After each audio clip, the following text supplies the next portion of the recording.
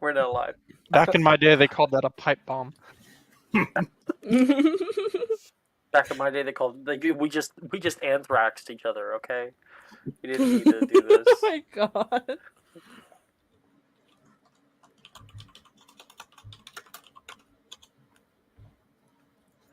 Still a viable method of murder, honestly.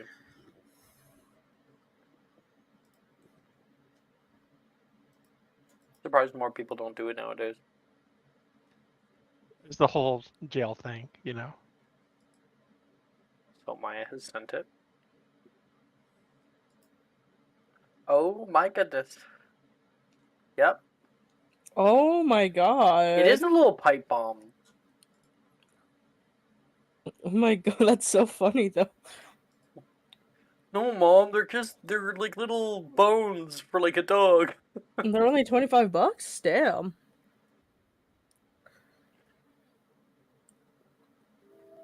My Google search history is ruined. Quick scrub. Don't let the FBI see.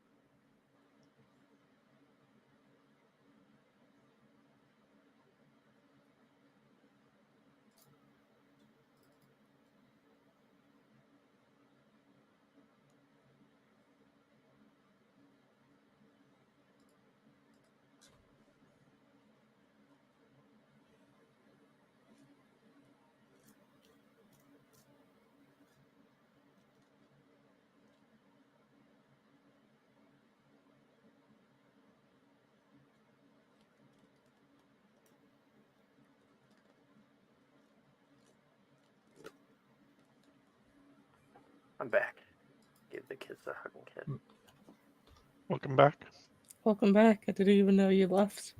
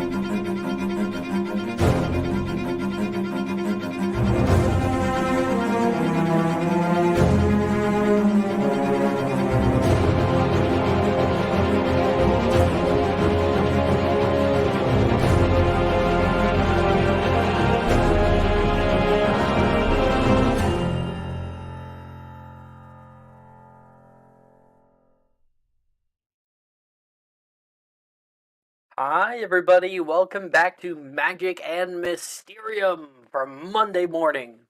We are going to be playing Halloween today, so I hope you all have your costumes ready. You guys should all send me whatever fucking Pinterest board you guys all have in your hidden chat so I can get them preemptively ready. That'd be nice. I hope everyone's had a good night tonight. We're going to make it a bunch better. Last session, we had the Boggart episode. We had a bit of classes that we completed, and then we all got to show our greatest fears. I have a door stopping, so hopefully I don't get interrupted too much today. And, yeah. Are you guys ready? Let's do it. Let's do the scene first of the aftermath. The heavy bell rang throughout all the halls. This evening at Hogwarts is lackluster, low. Some people oh, sorry, that's on repeat. It's really late. They chime twice. The morale of Hogwarts is low right now.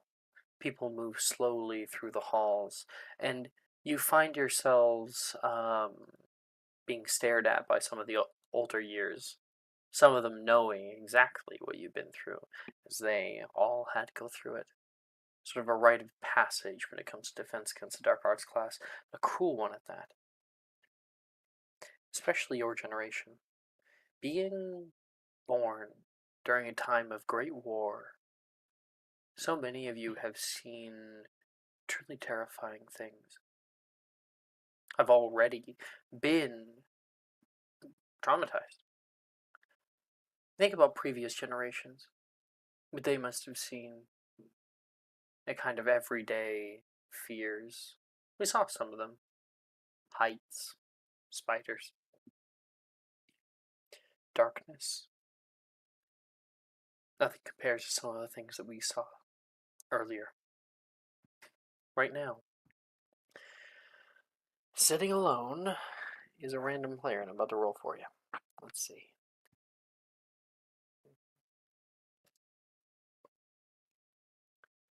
Mateo, you are sitting alone.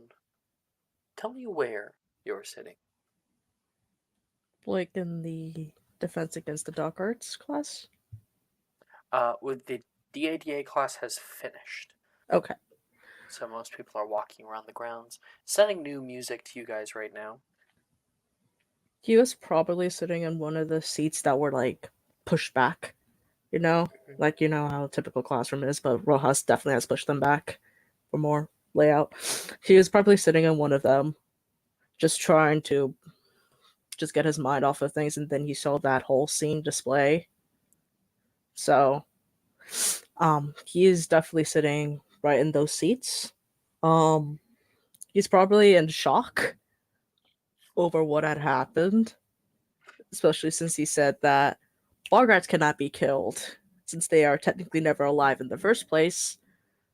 So he's just in a bit of awe struck currently.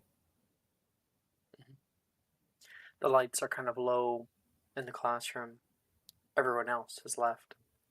The large wardrobe currently sits on the far side of the room, probably ready to be used for a different class soon. There's a bit of light that's coming down from the fading sky outside, and you can hear the door creak open. Walking in, you see a boy your age searching around the corner of the room. Where is it? Oh! Mateo! Hey! Reese stands there. I was just looking for my bag. Have you seen it? It's like this big, dark lines on the outside. I think You it's yeah. Yeah, I'm fine. Don't worry about me. Let's just find your bag first. Don't worry about me. I'm fine. Sorry, I guess it's kind of a stupid question. Well, yeah, that was a lot to deal with. Oh. There it is. I swear I would lose my head if I wasn't put on my shoulders. He puts over his shoulder, his bag.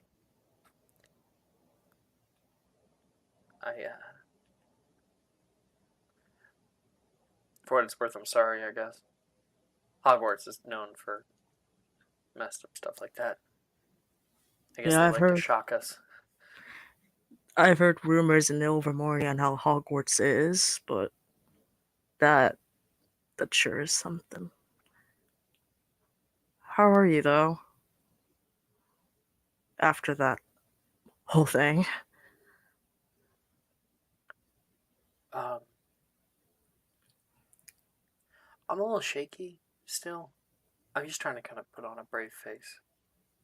You know? It's weird. how real it seemed in the moment. Yeah, Bogarts tend to do that, get you in that trance, forcing you to believe. I was looking forward to not experiencing this at Morning. Here we are.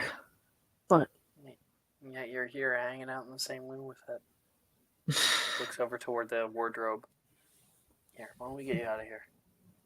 yeah, tired of being in the room. That thing, even though it's technically dead. You move out of the room itself into the 5th floor hallways, walking, talking for a little bit. Reese talks about how excited he is for Halloween, and he asks, "You going as anything in particular?" I'm going as a more of a, I guess, zombie type of feel. Thank you! Finally, someone who gets it. It's supposed to be scary. I know, like, how can you not be scary during Halloween?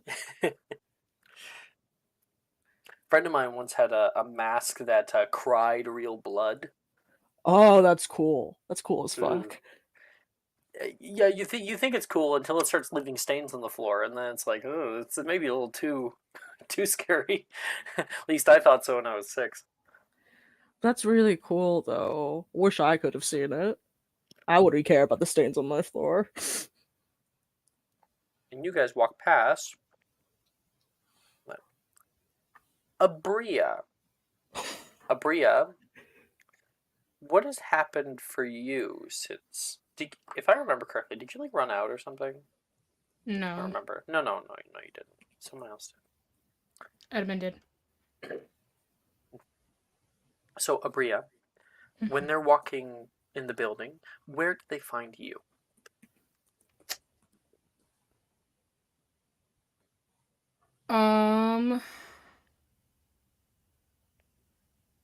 And can it just be anywhere? Or like Anywhere. I'm throwing the creativity for the scene to you. probably they probably find her walking down to Bruce's office. So you kind of see like her back. Oh, Abria. She turns Where are you heading slowly. off to? I don't entirely know yet.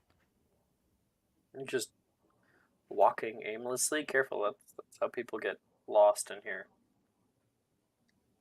I'd heard of rumors of people getting lost in here and never returning. That might be just because we're so close to Halloween. Right. How are You you guys doing, are Abria? Walking with Abria. We're gonna add another person. Or Ollie is here with Abria.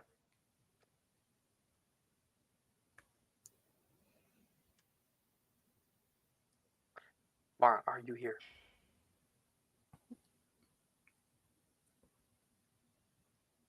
Mara, you're muted. One more. Mara!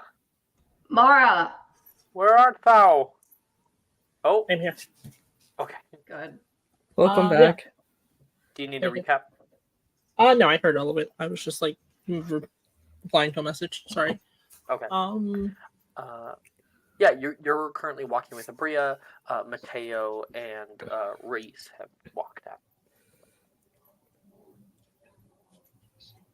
yeah, in my head, like Ollie just was not in class, so he's gonna look to the others and he was just gonna go, "How was the ADA?" How did you get out of it? It can't seriously be that you're still that you're still sick with dragonpox. He's like, "I was feeling very unwell today, and I didn't want to risk getting anyone else sick." Mm-hmm. Reese looks at you up and down. Insight check.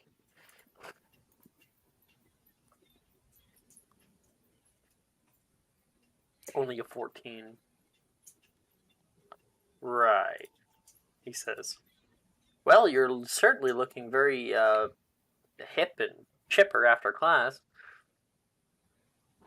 The afternoon nap really gave me kind of a second wind. Wish I'd taken that afternoon nap. Yeah, I think it would help us all.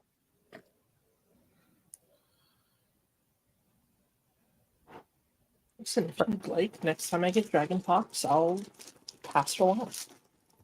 Well, thank you. I mean, as long as it can get me out of those kind of classes. You definitely missed a yikes one. I just hope there's not a follow-up class. Let's do it again.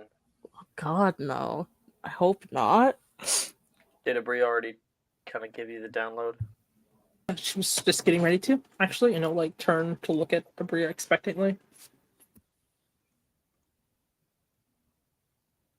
What do I have to tell him? Don't look at me. He's Edmund's friend. Yeah, but we're in the same house. Edmund, you can hear your voice invoked down the hall. Someone's saying your name. I'm gonna be so real. Edmund ran out of that class and has been in panic mode. Oh, Edmund ran. Right. Yes. Come on.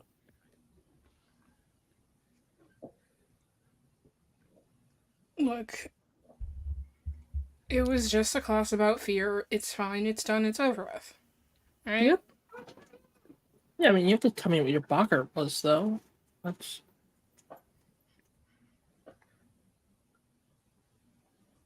Okay, I'll tell you. Mateo, why don't we head off? Yeah, have fun, you guys.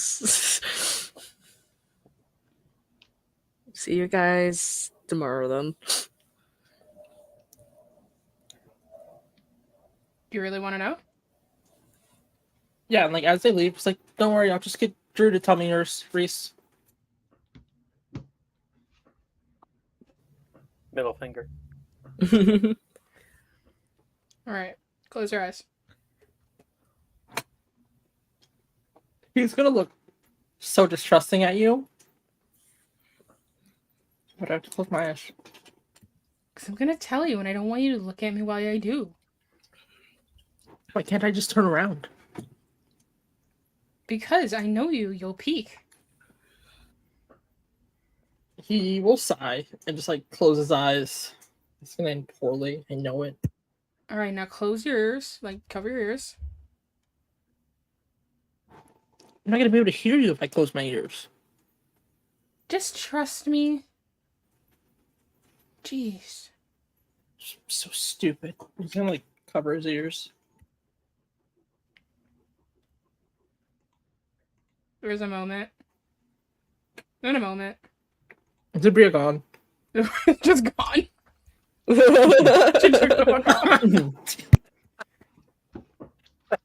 That really You've been tricked. Yeah. He eventually opens his eyes to the end of the corridor. He's like, of course.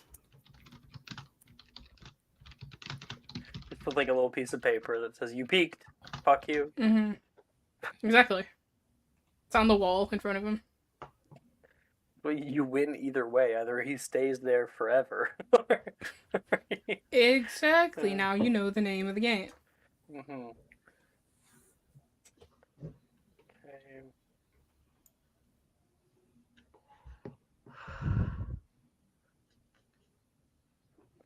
Okay. Meanwhile, Lucas, where can we find you right now? I think Lucas is a little overwhelmed after what happened. He just saw a cat. I mean, everybody else just saw a cat, but Lucas kind of flashed back to a moment in his childhood, and he just ran out of the classroom. And he'd probably be first, he would be thinking about Billy and where she went.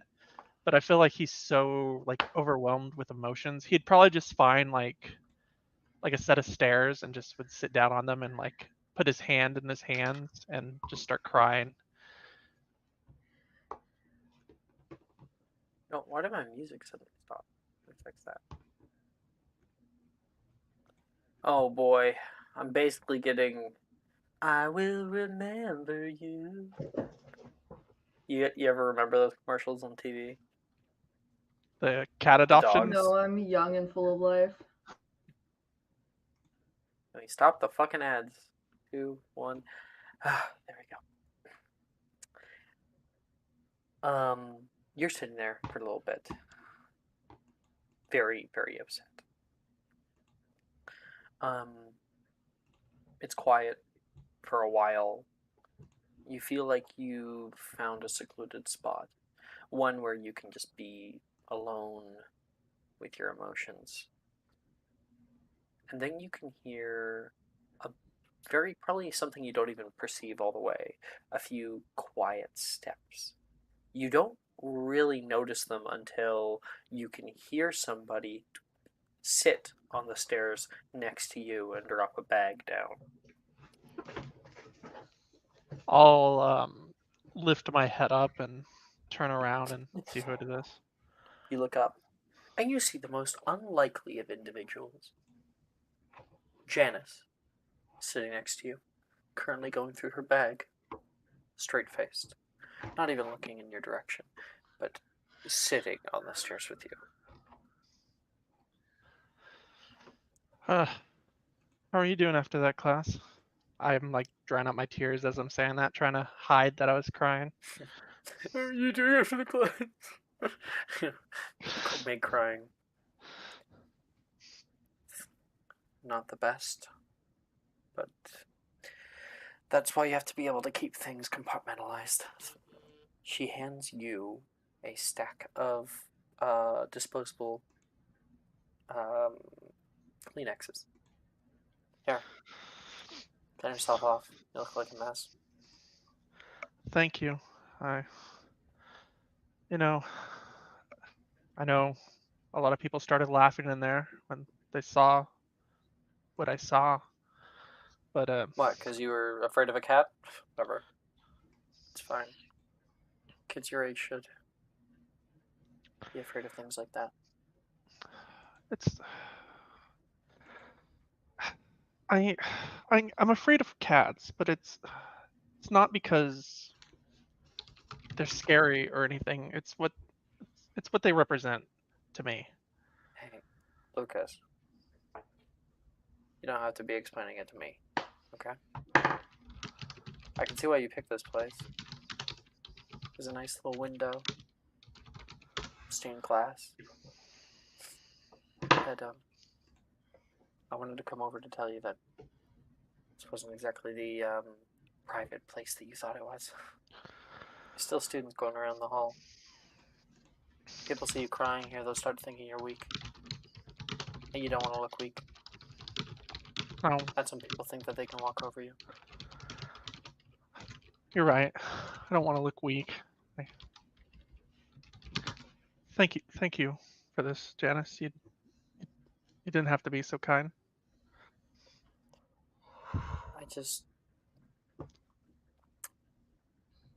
This class is not something that I really wanted to attend, but if I didn't, then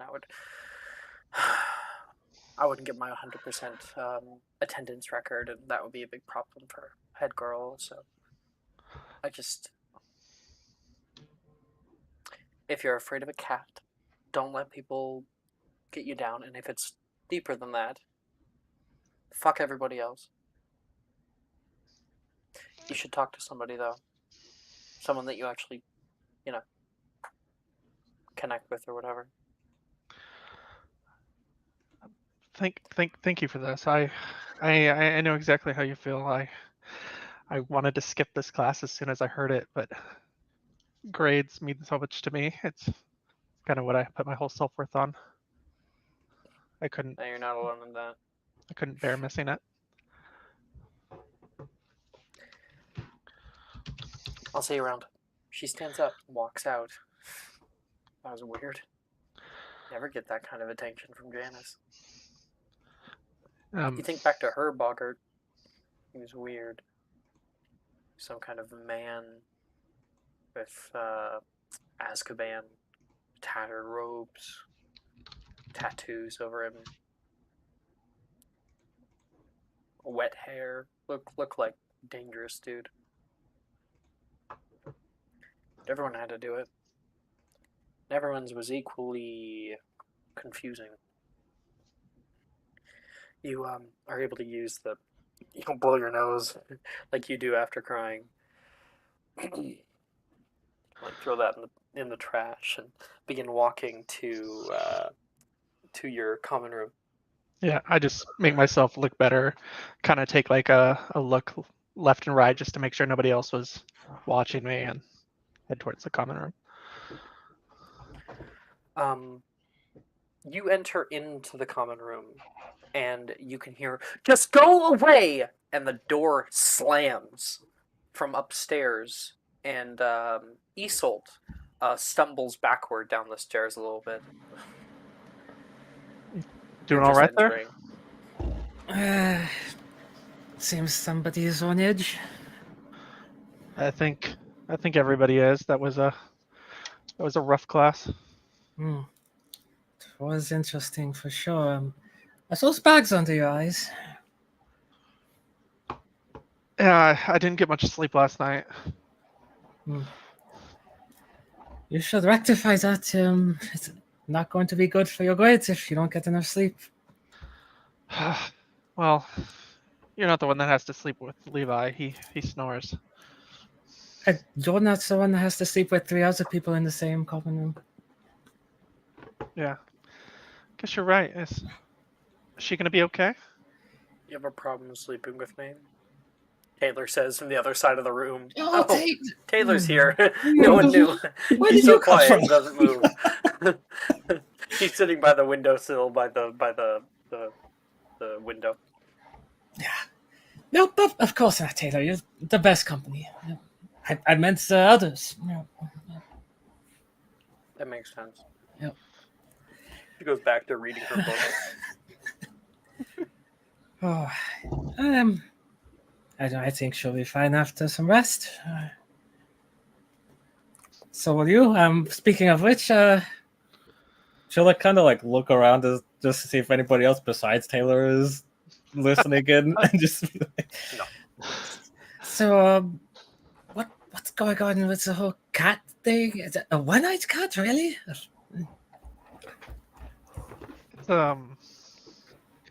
It's a long story, but You should tell someone you're close with like that. Like yeah.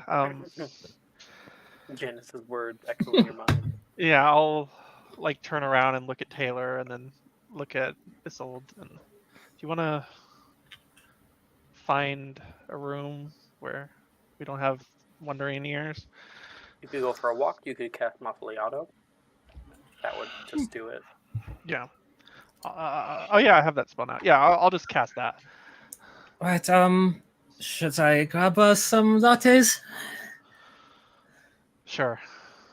Mocha Sounds or good to me. vanilla? You know what? Surprise me. All right. Oh no, what have I done? Given the most disgusting concoction.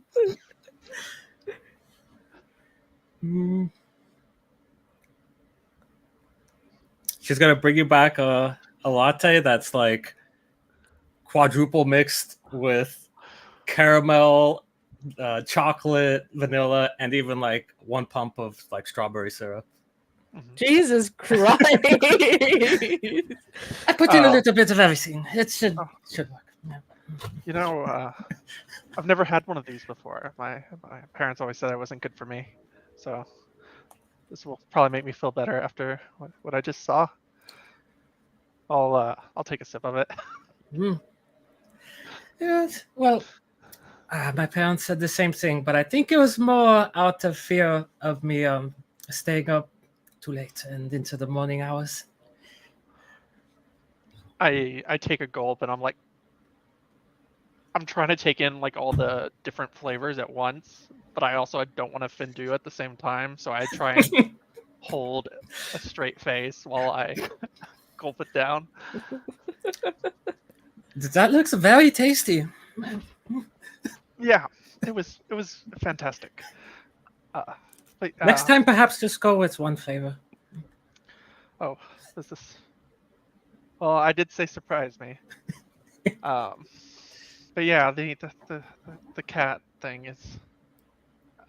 You probably know this. Well, you might not. My family, the Knott family, we have a lot of terrible people. I was luckily born into you know, a somewhat good family, I guess you could say. But I had an aunt that used to come around during the height of the war. Her name was Matilda. She's actually in Azkaban now, which thank the gods for. But Yes. That's the wizarding prison, yes? yeah, You have to forgive me, I'm kind of new to this. Yeah. you know, my parents they're not always around, so she would be the one to watch me for God knows what reason. But she would, when I was younger, I didn't know better. My aunt wanted to teach me things, so I was excited. And you know, it kind of started off like oh, here's a simple incantation. I was excited. I was excited to learn more. But after a while, things got dark. Um, we had this old family cat, uh, big cat. She was missing an eye. She always looked really grumpy. I was kind of scared of her to begin with, just from how she looked. But my aunt wanted me to harm the cat, and when I didn't do it, she started harming the cat. And I just I remember the cat's like screams, I guess you could say, to this day. And I sorry, I ended up pushing my aunt away, and the cat scratched me. I point to my scar. I Just see. just Um, anytime. Oh, gone. Sorry. No. Please, what was the fluffball's name? Charles. Charles. Are they still around? Yeah, really old cat, but still avoids me to this day. Well, I could sugarcoat this and say positive things that I've read about. You know, your future is bright with this cat. Forgiveness is something that can always be had. But you know, sometimes this is true, sometimes not. However, if there is one thing I am quite positive on, it's that we can shape our own mindsets. So maybe it can be perceived as difficult in the moment, but with some time perhaps and some more refinement, this is something you can grow from and be strong for. I mean, I would like that. Um, I'm the, the the silly thing is I'm not scared of cats. It's just when I see one, it takes me back to that time where I was scared, and I don't know how to deal with that. I am just curious. Was it the cat you were afraid of, or was it the act of hurting the cat? The act of hurting the cat. It's I'm not. I don't know. I feel like it was my fault for even letting it get that far. I think back, like, what could I have done to prevent that? See. Well, you're a good person, Lucas. I think you should know that. Otherwise, I don't think a not very good person could be so fearful of such a thing. Well, I appreciate you listening to me, Isolde. I've been trying to get this off my chest for a long time, and I haven't really had anybody else to talk to. So It's been kind of difficult, hasn't it, adjusting to the new life here? mm-hmm. It it has, but I'm not stuffed up in a big old house anymore. I have a chance to meet people other than family, so it's been nice. I would agree. It's also nice for me. I'm actually learning people's names.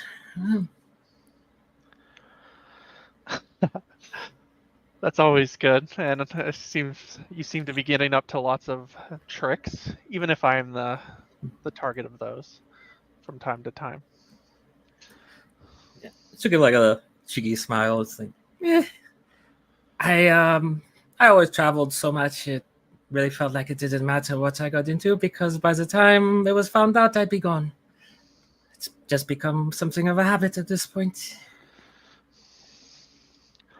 Well, just so you know, I'm a good sport about it. You don't ever have to worry about me getting mad or anything.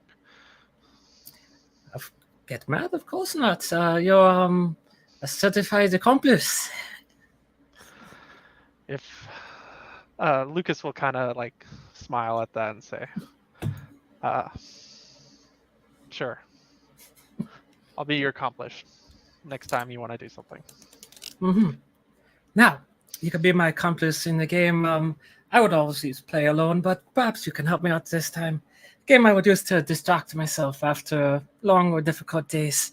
and she'll just like have a seat, just watch the crowd, just Pick a random person and pretend you're them and where they go home to, what their home's like, what they have for dinner. and she'll like point to someone. She's like, I bet that person goes home and drinks 10 cups of tea and sits on the toilet all night long. I'll point at someone else. I imagine it's like Ernesia, and I'll say, "Oh, I bet she goes home and I can talks show about." you art of. I can instead show you art of one of the upperclassmen. This is someone you don't even know. Okay, But sure. Oh Yeah, god, so it's In funny. school. It's funny Yeah. where yeah. I'll go with that. Yeah. Here. I guess I have to use the baby upperclassman. feels weird. Okay, here. Don't say their name. I Oh my bet, god. I bet that person goes home every day and talks to themselves in the mirror because they think they're the prettiest thing in the world. So true. I bet they drink every beverage with their pinky lifted. I just laugh at that. You and Isolde are able to find levity on such a day together. Edmund, I Why'd would you like say it like that? Have you seen Edmund? You are so muffled. You Yes, are really hello. muffled. Hello, hello. Much better. Have I been muffled all session? No, No, It it's just just happened. Oh, okay. Weird. Edmund, after you ran out of that class, what happened? Where did you end up? How was he feeling? I'm throwing I you the think scene. the DADA classroom, that's the one in the dungeon, right? No. DADA is on the 5th floor of the Oxford building. Same Mhm. one with like the. There's art of it. You remember like the classroom with the dragon on the ceiling? From the movies? Yes. That one. It's not from the movies, it's from Hogwarts Legacy, but whatever. No, in the movies there was. It is? Yep. Oh, never Remember mind. the Pixies brought it down in the second movie, and Mm-hmm. oh god. Don't worry Okay. about it. I'm just trying to be smart. you're okay. You're all right. I think Edmund kind of bursts out of there and starts walking down the stairs. Probably, let me freaking look at the 4th floor.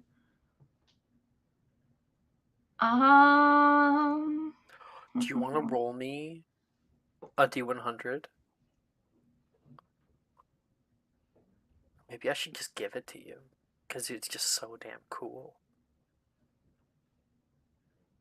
I love it so much. I think I'm just gonna give it to you. I was gonna give you the scene, but now I had such a cool idea, and I think you'll like it. Because you're talking about floors, I'm like, actually, one floor below you. Edmund, you leave. Just try to find somewhere where you can be alone. You can seclude yourself, and not have to worry about all these prying eyes looking at you, thinking differently from you. You know, you're probably a little bit paranoid right now about what other people are thinking. Do they suspect me? Do they know? Oh, he's fully convinced that the entire class knows by now. Mm-hmm. And of course, the reality is that I don't know, it's just a boggart. Like, it doesn't mean anything, right? Mm-hmm. And you are checking doors. You happen upon one in the main hall, and you're able to. It's like a little bit jammed. You give it a little bang because it comes a bit loose, and then you are able to push off into a room. A bunch of boxes push themselves to the side wall as you enter in. It looks like an old storage room of some kind. In his like hurry to get somewhere, I think he just goes to the corner of the storage room and starts almost dry heaving, really. If it was after dinner, I'd say he probably throws up. I believe it was. So, yeah. He definitely throws there's up and is just kind of like standing corner. there with his head against the wall, trying to control his breathing. And I want to kind of take the time, and if we were going to see like a little montage where time passes, you know, like the light from the windows changes and is very, very thin, and Edmund stays in this room, what does... Oh, actually... Wait. Edmund, make me a little perception check, please. Okay. Is it using my sniffer or No, my sears? your seers. All Your right, peepers? 17. My peepers, yes. Yeah. You mean it's not me brain, it's me peepers?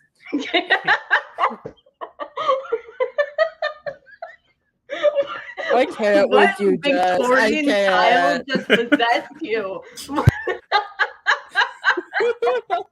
What did you get, Brooke? I got 17. I can't with you, Okay. Jess. I can't. Edmund, so like time passes. Maybe the first thing is that Edmund finds somewhere, maybe he sits on top of a box and just kind of like sits there for a little bit. We see him laying back. Then we see him looking around, pulling some sheets, because there's like white sheets that are like covering everything. So he pulls some sheets off of some shit. You end up finding a couch. Lay down on there for a little bit. Read, do some reading. Sit back up. You can see that he's starting to become more calm. Walking around. And then you look up and you see the corner of some large object on the far side of the room. You're able to walk right up to it. In the corner, you can see a little glint of gold that's not covered. And then, Desdemona. You have finally found Edmund.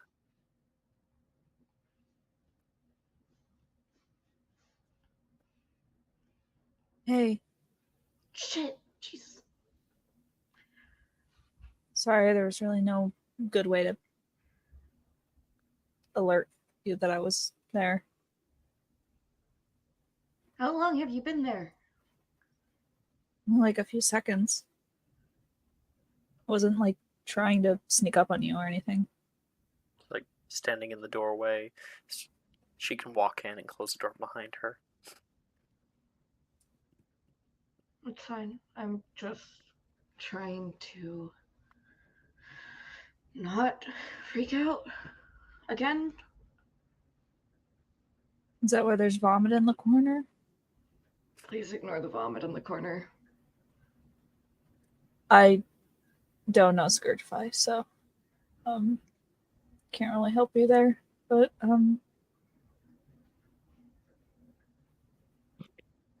I Do you also wanna- don't know it, or else it would be gone by now, but unfortunately, it has been my only company. I think I've. Just been using Tergio every 15 minutes. Gonna push it in the corner. I'm thinking of naming it because obviously I can't leave here, And or else coagulate into a I creature. will be perceived again, which Edmund, cannot happen. Edmund, if it makes you feel any better, I don't think anyone thinks anything about it, It was- except for the people who already know. How many people can put two and two together? That maybe it was a So- little bit too realistic. Surprisingly, one, not many, just off the bat, and two, other people had other like priorities that they were worried about at the time.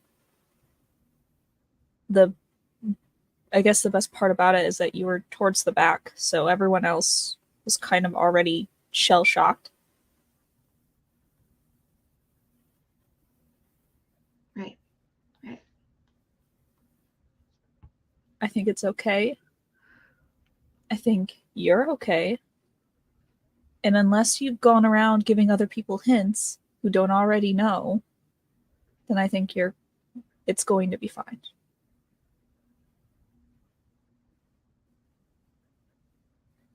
It had And blood on it. Yeah. The vision I got in the Underdungeon, I killed someone in werewolf form, and this Bogart has blood on it. What if it's unavoidable? What if I'm just doomed to kill someone? if it makes you feel any better, I killed someone too. And you saw that. Yeah. But that was different. That was in self-defense. Was it? He wasn't hurting me. Not you. You saw what I saw. It looked like he was trying to get me out of there.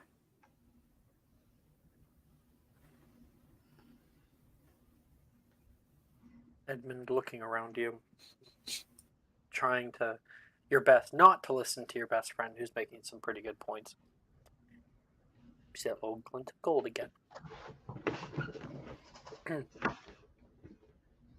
Hold on, I cannot focus. He'll like stand up again, go up to it. ADHD. Yeah. I can't hear you. 1 second. Fucking shiny thing, sorry. Okay.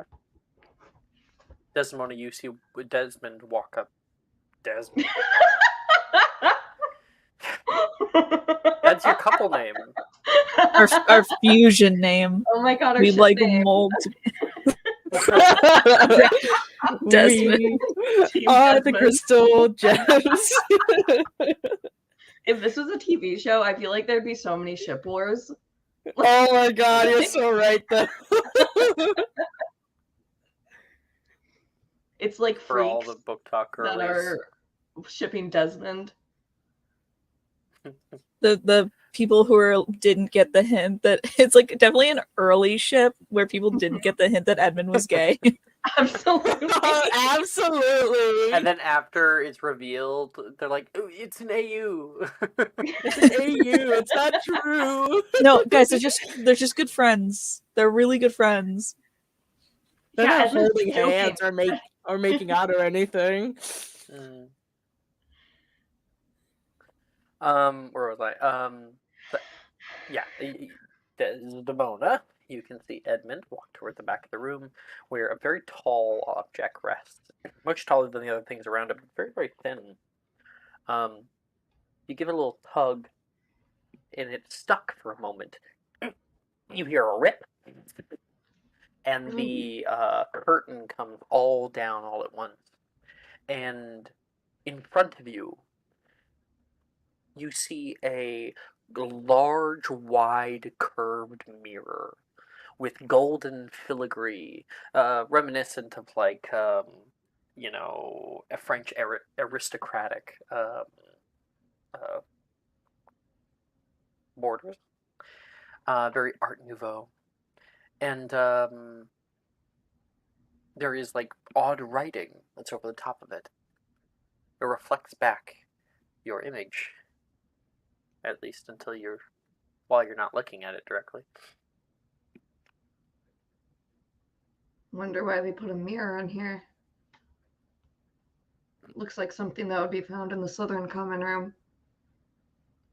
Edmund turns around and looks at you, Desdemona, and you can see it doesn't reflect Edmund.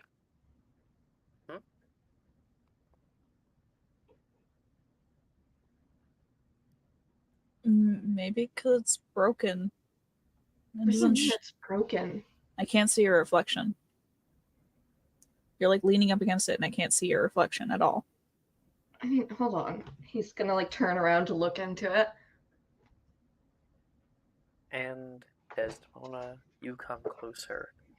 Edmund, you get a good look at this. You definitely can see yourself. Please, both of you, tell me what you see within the mirror of Iriset. Mm-hmm. Your greatest desire. Edmund, I think, sees himself older, like mid-20s, late 20s-ish, in full healer's robes.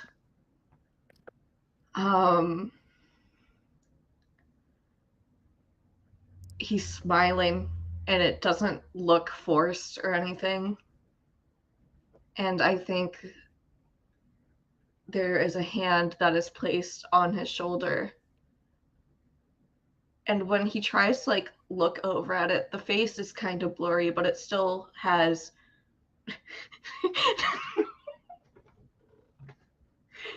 it still has. What are you laughing about, Jess? I'm sorry. What? In discussion. Oh my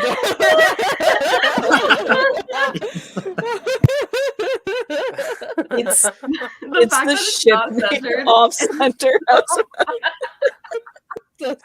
Low quality memes are the best. And Jess is like squeezed. Squeeze on the top. I can't. I'm putting that in quotes.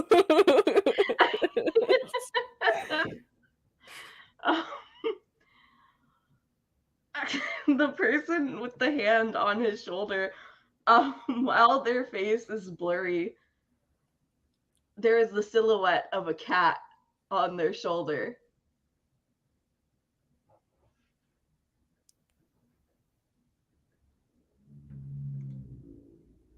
Mm-hmm. Mm-hmm. Mm-hmm. And Desdemona, what do you see? I think she sees herself also older, wearing a dark black suit, almost with like a cloak, blazer.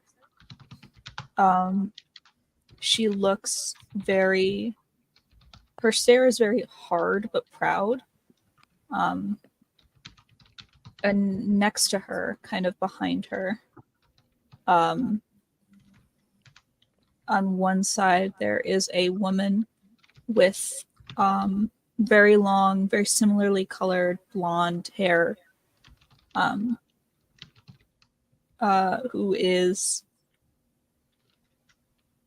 a bit fuller looking in the face.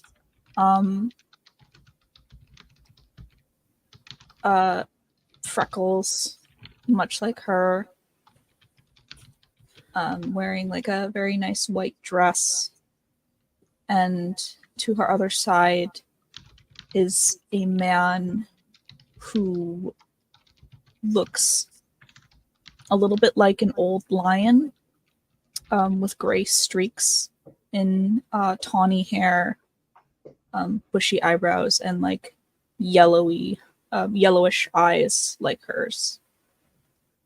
And they both look very proud.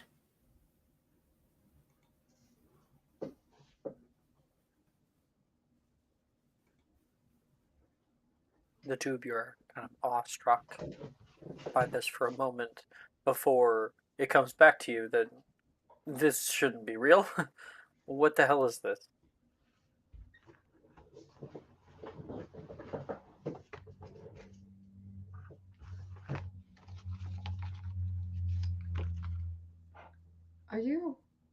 Do you see? What do you see?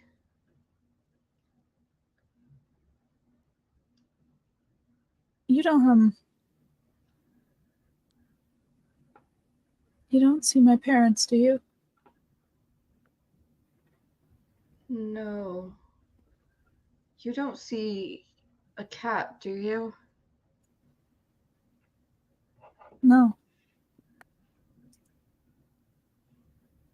Can I do a history of magic check? For? Like, to see if I can, like, Know discern. what this is? Yeah. Yeah. Mm-hmm.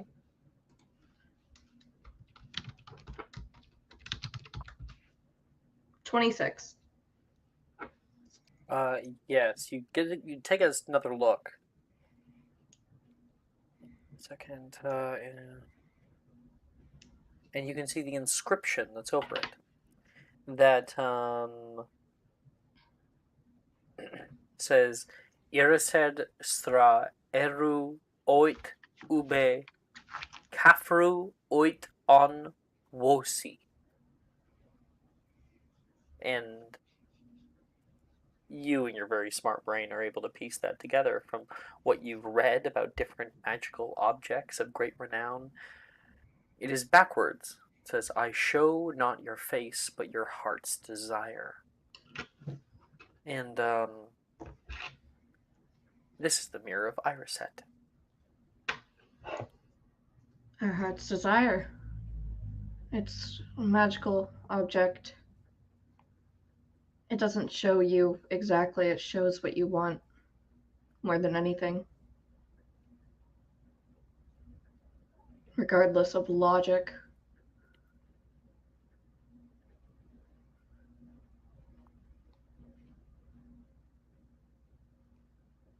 Okay. It's good to know.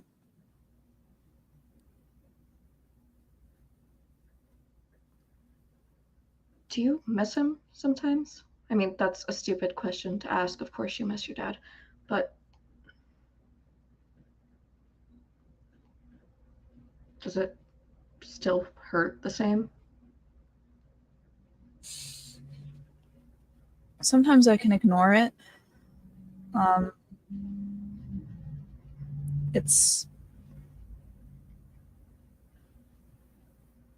guess it's a way to think about it is like you got a very bad cut and you needed stitches for it. And it takes a while to heal that bad of a cut without magic. Some wounds can't really be healed with magic. And, after a certain while, the skin stitches itself back together, and there might be a bruise, it might be a little discolored, and soon there's it's healed, but there's a scar. There will always be a scar.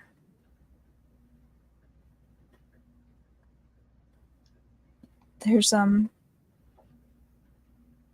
part about it though that no one really tells you.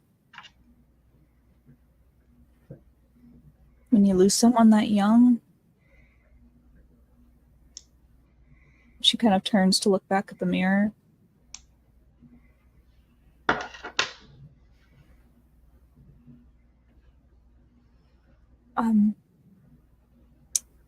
after a certain amount of time, you start to realize that You don't remember what they look like anymore? not outside of pictures, no. Can't think of. Sometimes I can't conjure the memory of his face. It's just a blur or a series of traits that I. Like puzzle pieces that I can't fit together. Tell me everything you can remember then. And then, when you forget in time, as humans often do, I'll remind you.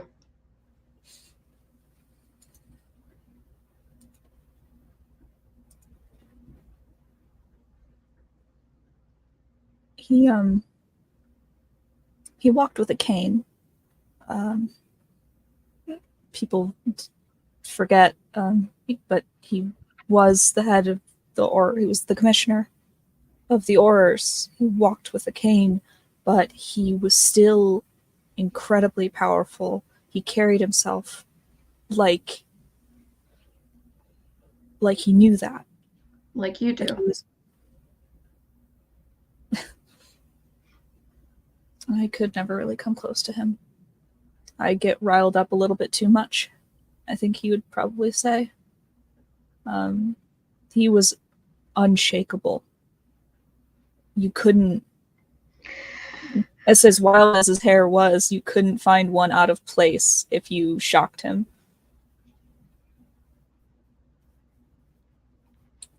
He had a presence. He knew how to command a room. He knew what to do, and he didn't hesitate, and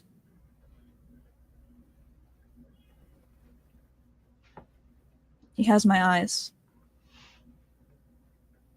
My mother finds it difficult to look at me sometimes. You're a lot like him. Not just your eyes, from what you've told me.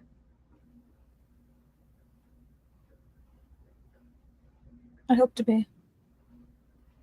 I know you will be. If you decide to. He'll put an arm around her. She'll put an arm around him. I can't remember my parents either, but I like to hang on to the stuff I can remember.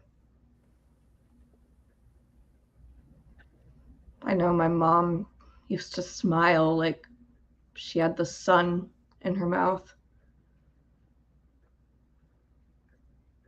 My dad used to tell really shitty jokes that you would see on the back of newspapers.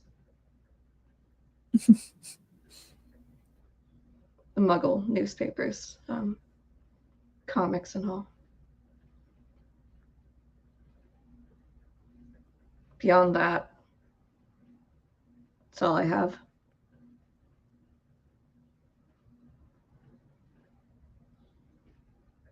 You have your own fair share of shitty jokes.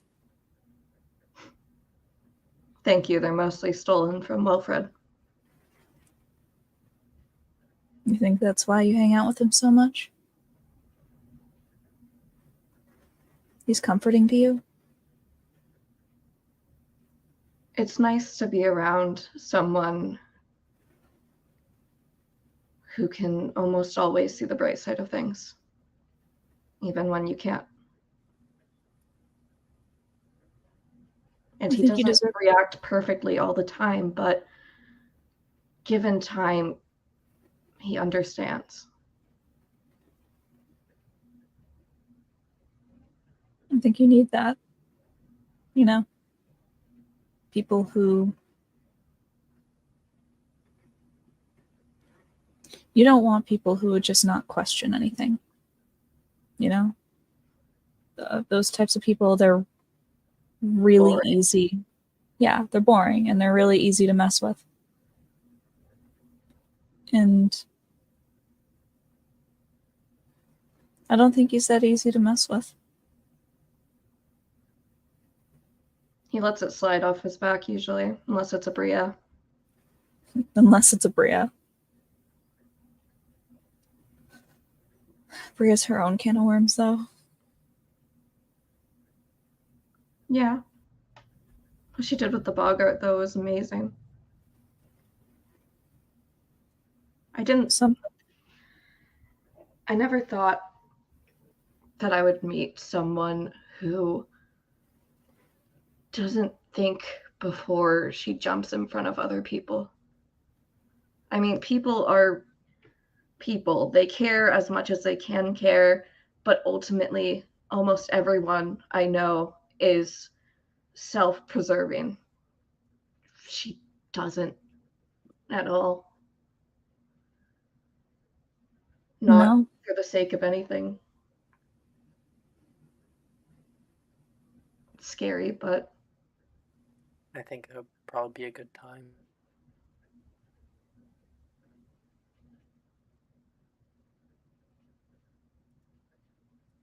did he freeze for you too? Yep. Yes. Okay. Hey, Brooke, while we're here, is there something wrong with your mic? Or are you like on your phone? Yeah, you're all like, I can hear pretty much everything. It feels like you're coming through on your computer rather than your mic. Oh. Yeah. Yeah. Oh, I'm I'm back. so sorry if you've heard. No, something. you're good. It's just a little muffly. We can still hear you really clearly. It's just Okay, that's better. yes, much better. Okay, 100%. Wonderful. Wonderful. Wonderful. You're back on. Yeah, I had just tried to talk, and then the moment that I did that, it all went down. I don't know if you guys kept going without me. We Yeah. did not. Okay. I think that would almost be a good time to fade over to Abria, who had left Ollie and headed off to the common room. Am I? Somewhere else? What? She was going to see Professor Bruce, I thought. Was it Professor Bruce immediately? Yeah. Gotcha. Okay, 1 second. Maya, are you here? Maya. Maya! Meow. I'm gonna add her. Pinterest. We're all adding Maya, I guess. Pinterest. Pinterest.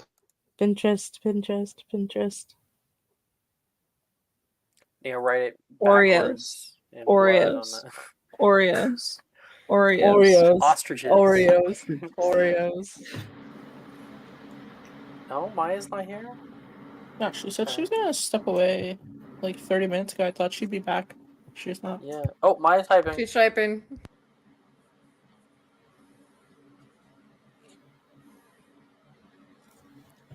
Okay. 1 moment.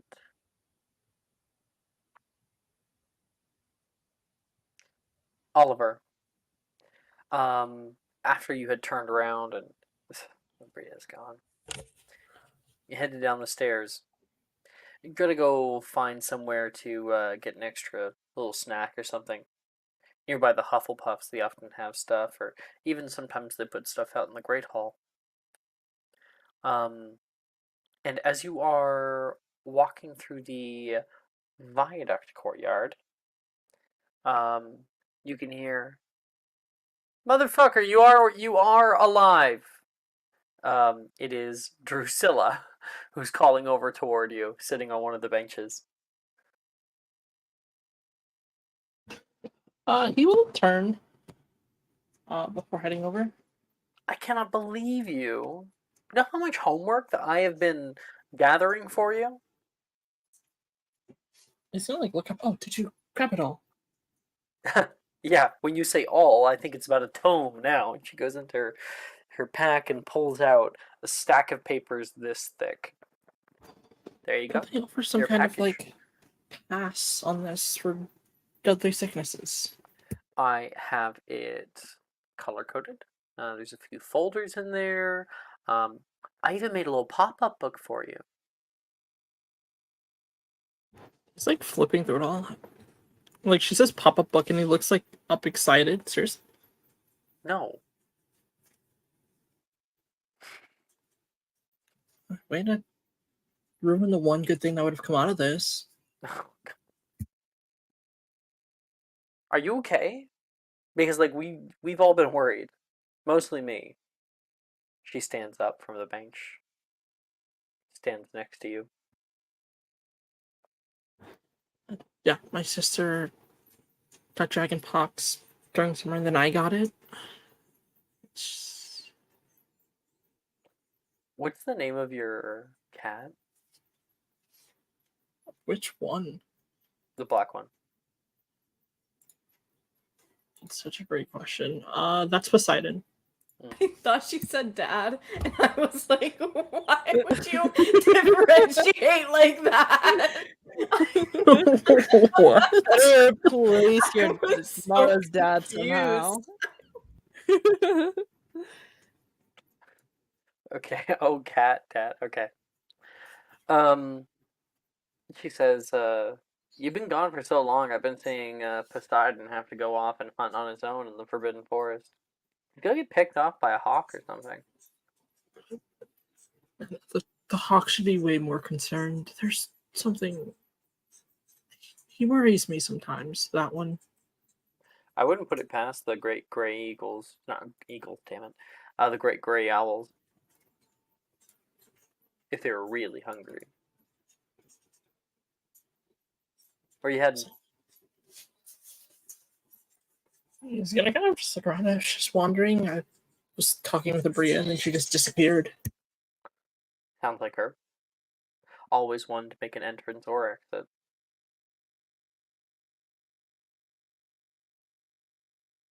We were talking about the DADA class.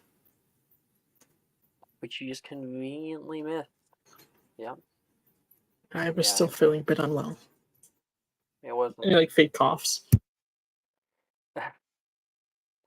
Well, that's smart. I didn't exactly want to see what I saw either.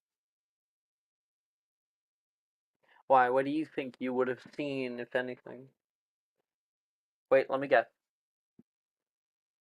A giant three-headed Edmund.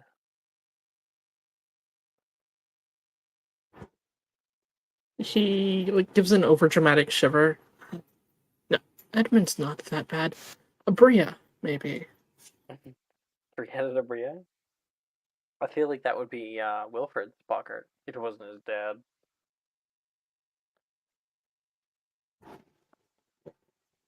Oliver kind of looks over at that his dad. Have you never met his dad before? Yeah. I met him once. Really intimidating demeanor. Big guy. Kind of walks like he owns anywhere he goes. Him and Wilfred haven't really had the best relationship for forever. He's only told me a little bit about it, so. Well, it makes sense if he's constantly fighting with Abria. But come on, what do you think yours would be?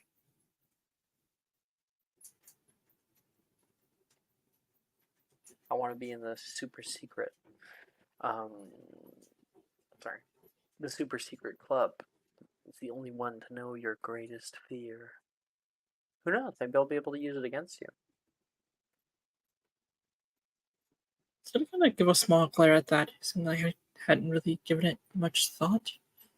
Maybe clowns. Really?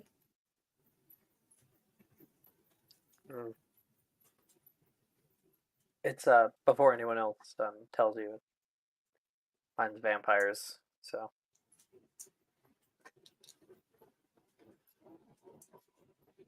I kind of stare at her at that.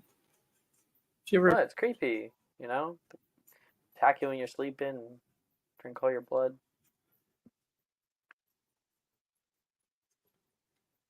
Have you ever seen one? I haven't, but my father did once. He told me about them.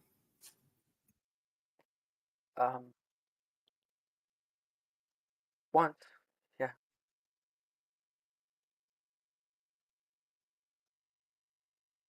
He will kind of turn to her, like, fully at that. Well, you can't just Clown. leave it You at ever seen a that. clown before? Is trying to change the subject. Don't change the subject. Clowns are boring. They're mundane. You've seen an actual vampire. Yeah. My parents and I we used to have a neighbor. They were pretty secluded. Never really talked to anybody. They lived out in a little manor out in the forest. Just one of those weird people, I guess. They turned out to be one. They were always creepy, just kind of off-put. They always looked like they weren't looking at you, like they were just seeing a meal. Can I insight? Yeah.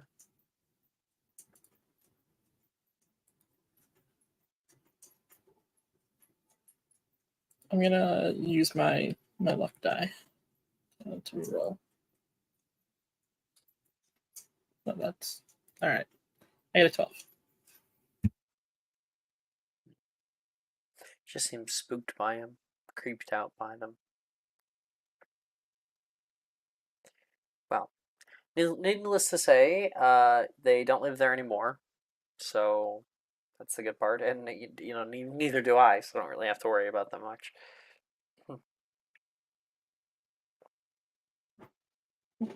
Still, not many people get to say they lived next to an actual vampire. Oh, well, I mean, you could say that.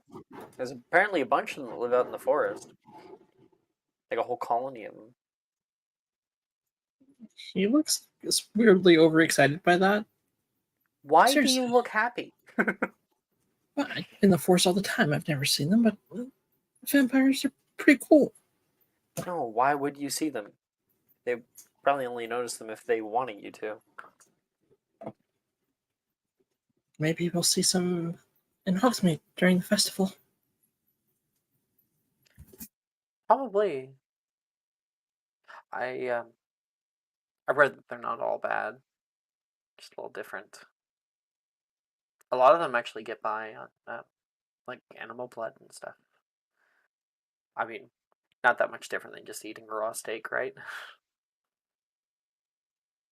A rare steak. Again, I mean, I can't imagine they'd all be bad. I don't think any creature really is.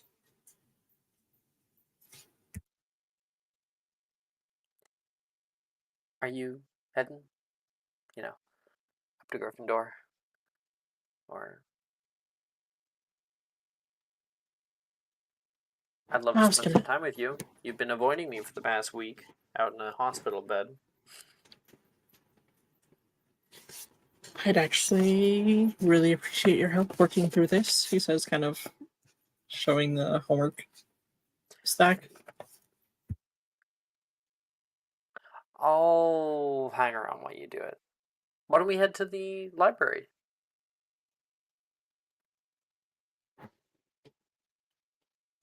It's like, I would, but Janice is normally there, and she's still really upset about the thing first year. Oh, don't worry. I know where she stays. We can go on the second floor. It's a plan, I'll say, as he kind of follows behind. Okay. My,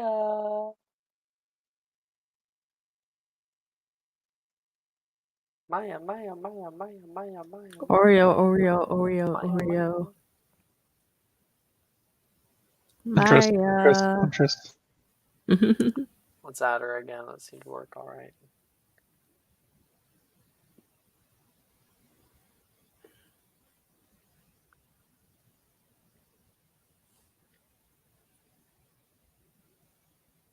Yes. She arrives. Welcome back. We missed you. You ready, Felicity? Mm-hmm. After running away from Ollie, probably it was later in the day, headed up toward Gryffindor common room. Yes or no? She was heading towards Professor Bruce. Professor Bruce. Damn it. Yeah, right. They corrected me on that last time, and I forgot promptly. So heading off to Professor Bruce, you rush down the stairs there, not really wanting to go more into it. You're a little spooked by what happened, and it seemed like there were other people in the class that were freaked out too. But luckily, you got out of there.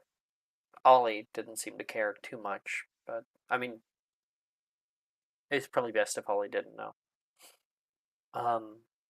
Down the hall and on the right, there is a large wooden door, one that is painted a beautiful and bright orange. You've been avoiding this room in particular, taking great lengths to walk around it, just so that you didn't come face to face with Professor Bruce. Not in any kind of official capacity. But after what happened before, you've kind of been court mandated to be here. It's your schedule right now. Why did my music stop? What the fuck? Where'd it go? Try that again.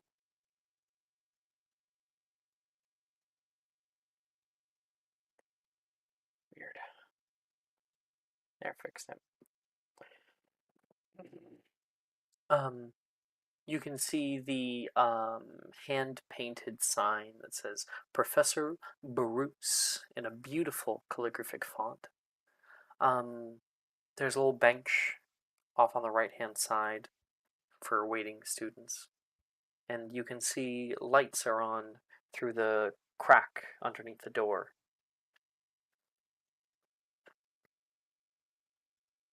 Unlock. Take a deep breath, stand forward, and rat-a-tat. Oh, just one moment. You can hear on the other side. You can hear the sound of a glass clinking, and then the door creaking open. Apriya, you actually showed. Unfortunately, last time the threat seems more real. I'm sorry that I had to get to that. I didn't advocate for it, but I'm happy you're here nonetheless. Please, come in. She closes the door behind you. You walk into a beautifully well put together office. There is like shelves, open shelves with art pieces that sit on little glass tables. There is a very comfortable looking couch with added plush pillows and hand embroidered, not hand embroidered, hand knitted like covers. There's a big blanket along the backside, and you can see a little bit of tea that she was just in the process of making right now. So I'm just thinking here. You can see other art pieces that have been put up around her office on the right, on the backhand side, little statues. There is a large desk behind the seating area that has a smattering of papers and whatnot on it. It's probably the only thing in the office that isn't very well organized. And Professor Bruce gestures to the couch for you to feel free to take a seat. She sits down on the single seater across the table from it. She, as she's sitting down, says, "Would you like some tea?" kind of tea do you have? Oh, I wouldn't give you this one. This is more so for my older students, for people who really need it. I can make you anything. She takes out a wand, fling, and then flicks it toward the back where there is some cupboards, and one of them opens up. And she's got a long list of teas, herbal, that all have like the Madame Puttyfoot's logo on the side. She'll surprisingly grab some Earl Grey tea. Something calming. She flicks it over, and the tea starts to be made in the background. Oh, I think it took a lot of bravery for you to come today. Last time we were talking a bit about these bouts of emotion that you've been struggling with handling in a healthy way. Yeah, and you said that I had to learn to count to 10. There's a few more tools that we can get into, yeah. So, I think it's best that we start off with some affirmations. Firstly, that these kinds of feelings are normal. Students have them all the time. Often it's in response to added trauma, to the events that are going on in our lives that we feel that we have no control. I want to get to the bottom of them with you. So I'm hoping that we might be able to share. Can you recall a time recently where you acted out of turn? That something made you feel emotional and you reacted, possibly violently or aggressive in some way? One of my new friends made a harmless observation, and I may or may not have allegedly reached out and attempted to choke them. Mm-hmm. Do you think that was the right thing to do? And no, I don't want you to tell me the answer that other people want to hear. I don't want to hear anything. I want to know what you think. And I'm not here to judge. I'm here to help. She kind of pauses, chewing on the inside of her cheek. You're thinking about it. I appreciate that. How did you feel when you finally had your hands on them? Her eyes kind of flick up to look at her. It's okay. I felt good. Mm-hmm. Like he needed to feel pain for hurting me. That's a very good start. The need for retribution. That need to feel pain. Let's take it a step further. Let's go a little bit deeper with that one. Why did he need to feel pain? What part of your brain is telling you? I'm sorry. That little part of your brain. What is it telling you? The reason why he needs to hurt. Because you have to hurt people before they hurt you, and he hurt me before I could hurt him, so I had to get back at him. Like if you hurt him, then he wouldn't do it again. You'd be Exactly. safe. He would have learned his lesson. It's about control. And not necessarily of them. In this case, yes. But it seems like you're in a position, like so many kids your age, where you're not in control of anything. Not in your life, or beyond. This friend of yours said something that hurt you. There's actually a word that triggered you, that there was an elicitation of emotion all of a sudden. And in that fright, that anger, you did something to try to control the situation so you could feel at peace. And perhaps we did something that didn't meet our needs. Not in a healthy way. But the fact that you're doing it at all tells us that there's a need that needs to be met. Needs to. You're the minister's daughter, right? Unfortunately. That tells me a lot.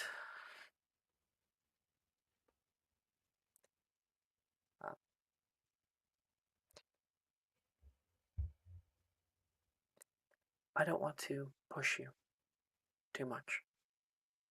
You don't have to divulge every little secret to me. But maybe today we just focus on that anger.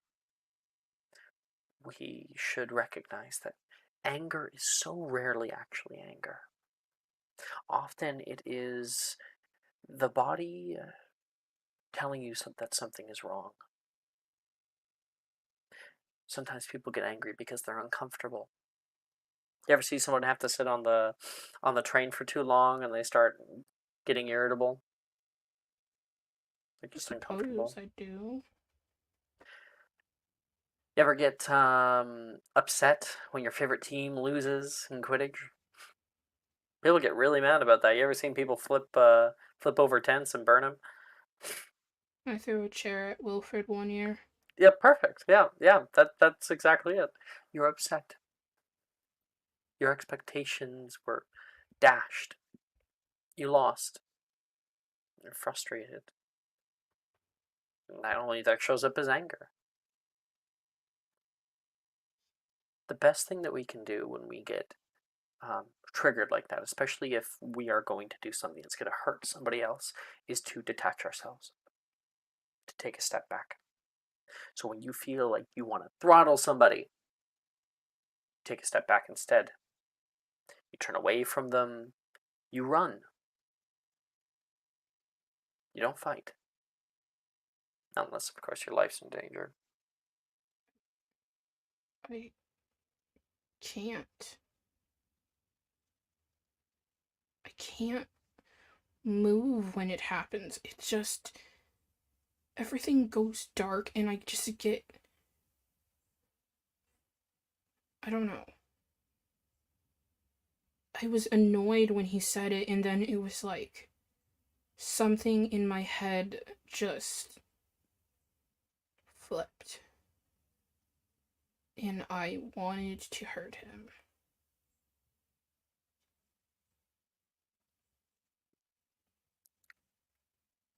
But you didn't want to hurt him.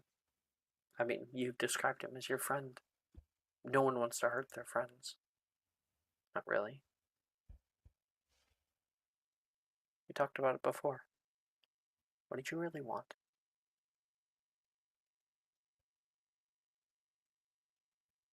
And it like looks down and starts to like pick at her fingers, at her cuticles.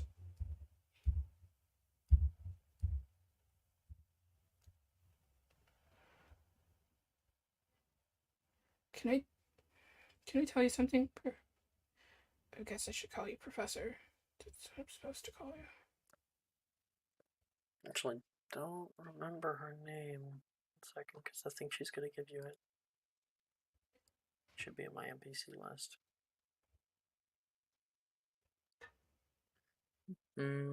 Helen. Call me Helen. At least within the confines of this room. Ellen. I did something today that I didn't really mean to do.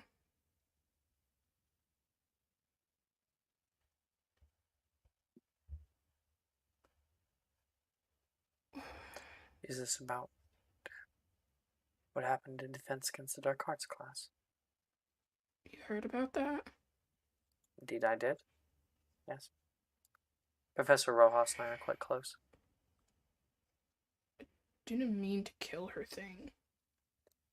I don't think you killed it. Boggarts aren't alive.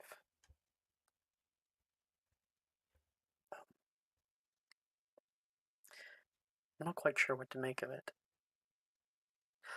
Personally, it's not really my expertise. I like art, and I like hearing people out about their issues.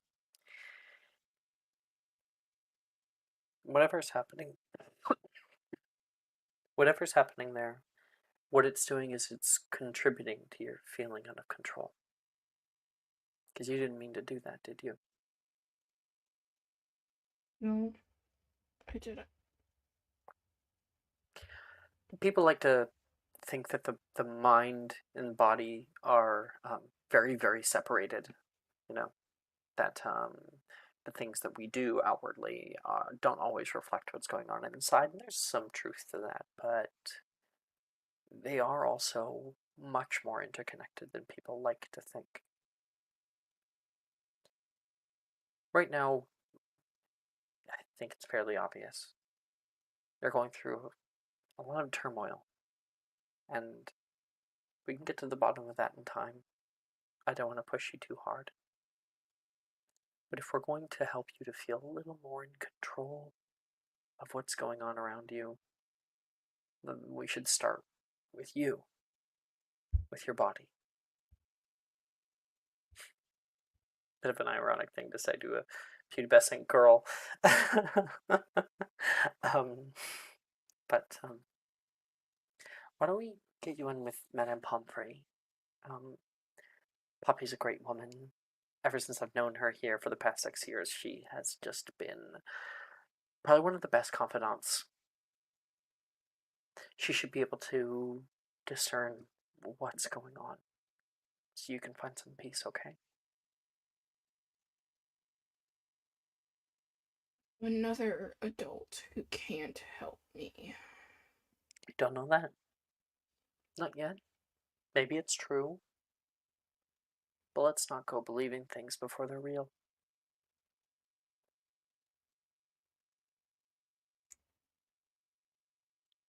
You have a lot of faith in a lot of stuff.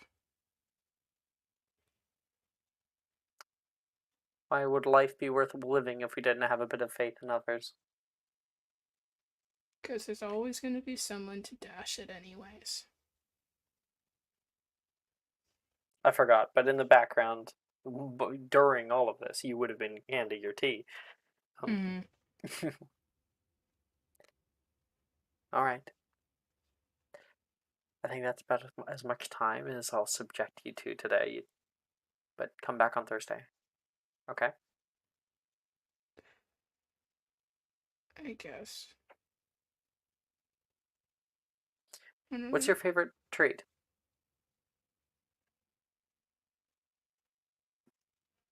I Come on. really like... I'm a big fan of chocolate frogs. Chocolate frogs. Expensive tastes. I'll have a couple ready for you. For when you come back. She narrows her eyes. With the card still inside of it? I won't touch the cards. I wouldn't care about that anyway. Alright. When am I supposed to go see Madame Pomfrey? At your leisure. It is not mandated, but I am going to want to talk about it next week. So you will have to answer if you don't go. And I know you're gonna get to ask her if I went, and it's gonna have to be a whole thing. Now you're getting it. She gets up and starts to walk out. Thank you Helen. Abria. She walks out. Happy Halloween. Yeah, I guess I hate holidays. She walks door. out. As she walks out, her shadow will linger for a second before it leaves.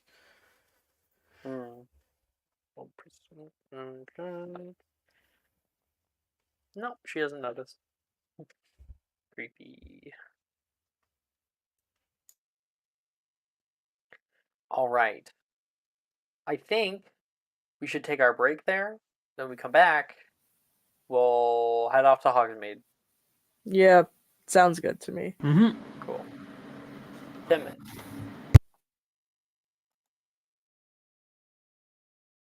Are you looking for that perfect gift for that tabletop role player in your life? For that podcaster? For that little sister that keeps going on and on about shiny math rocks? Well, look no further. OBP Musical has you covered.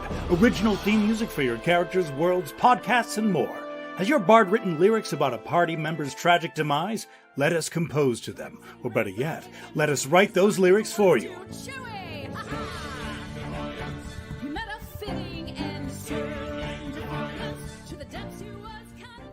But the goodness, no, greatness, doesn't stop there. How would you like a cast member of Les Miserables, Disney, or Come From Away to sing your pieces? Oh, you bet you would. Fully orchestrated cinematic pieces. Pieces like this. Who'd rise to meet the call, who'd fiercely face the danger, be a hero to them all. For the hordes of people we have 8 vocalists, 7 composers, 2 lyricists, and an admin team ready to take your request. For as low as $60, you can get your own musical theme. OBP Musical, making fantasy a reality.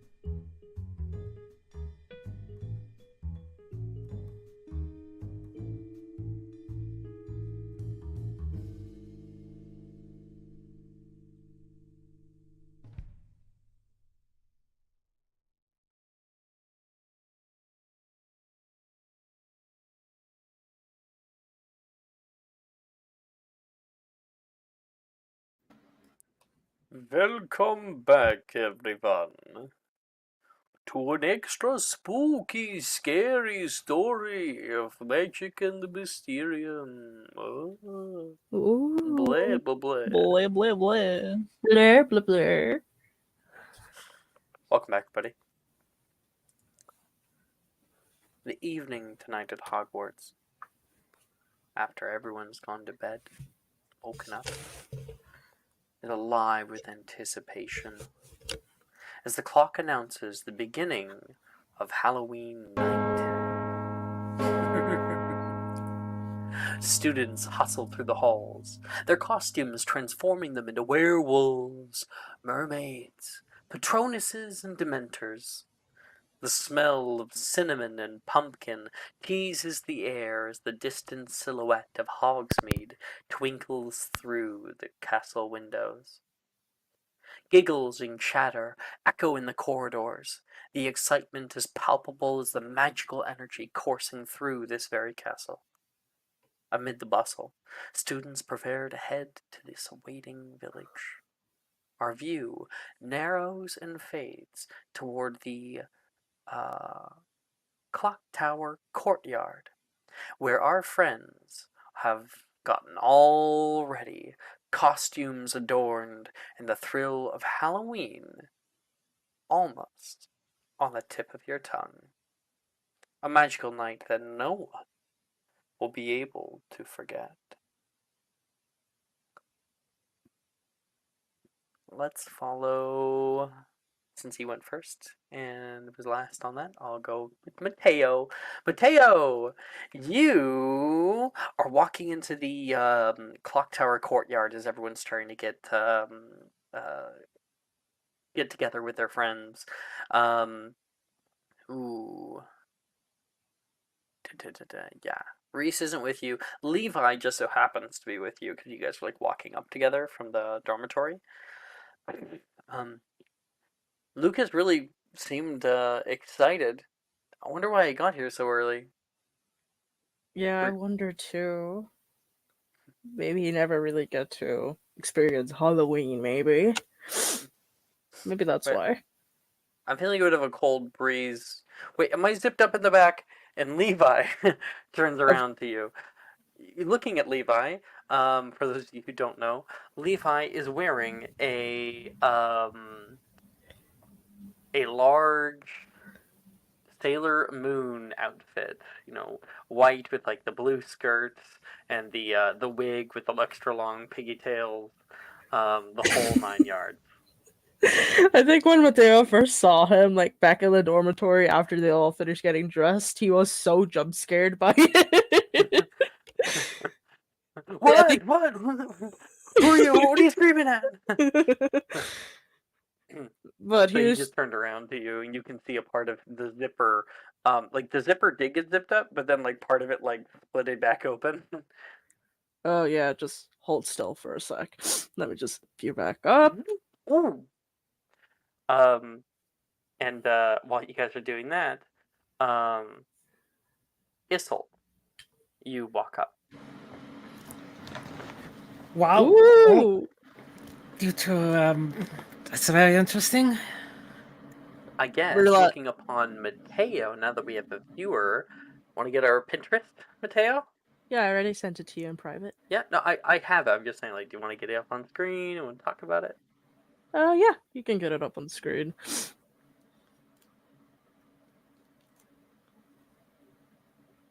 He is a zombie. He kind of went all out with the makeup and the tattered clothes. He did rip up some of his old clothes back it up in America, tattered and whatnot.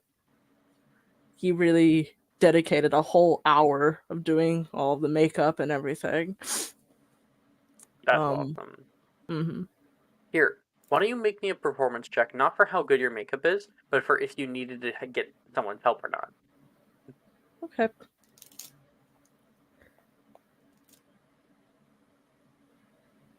Well, probably.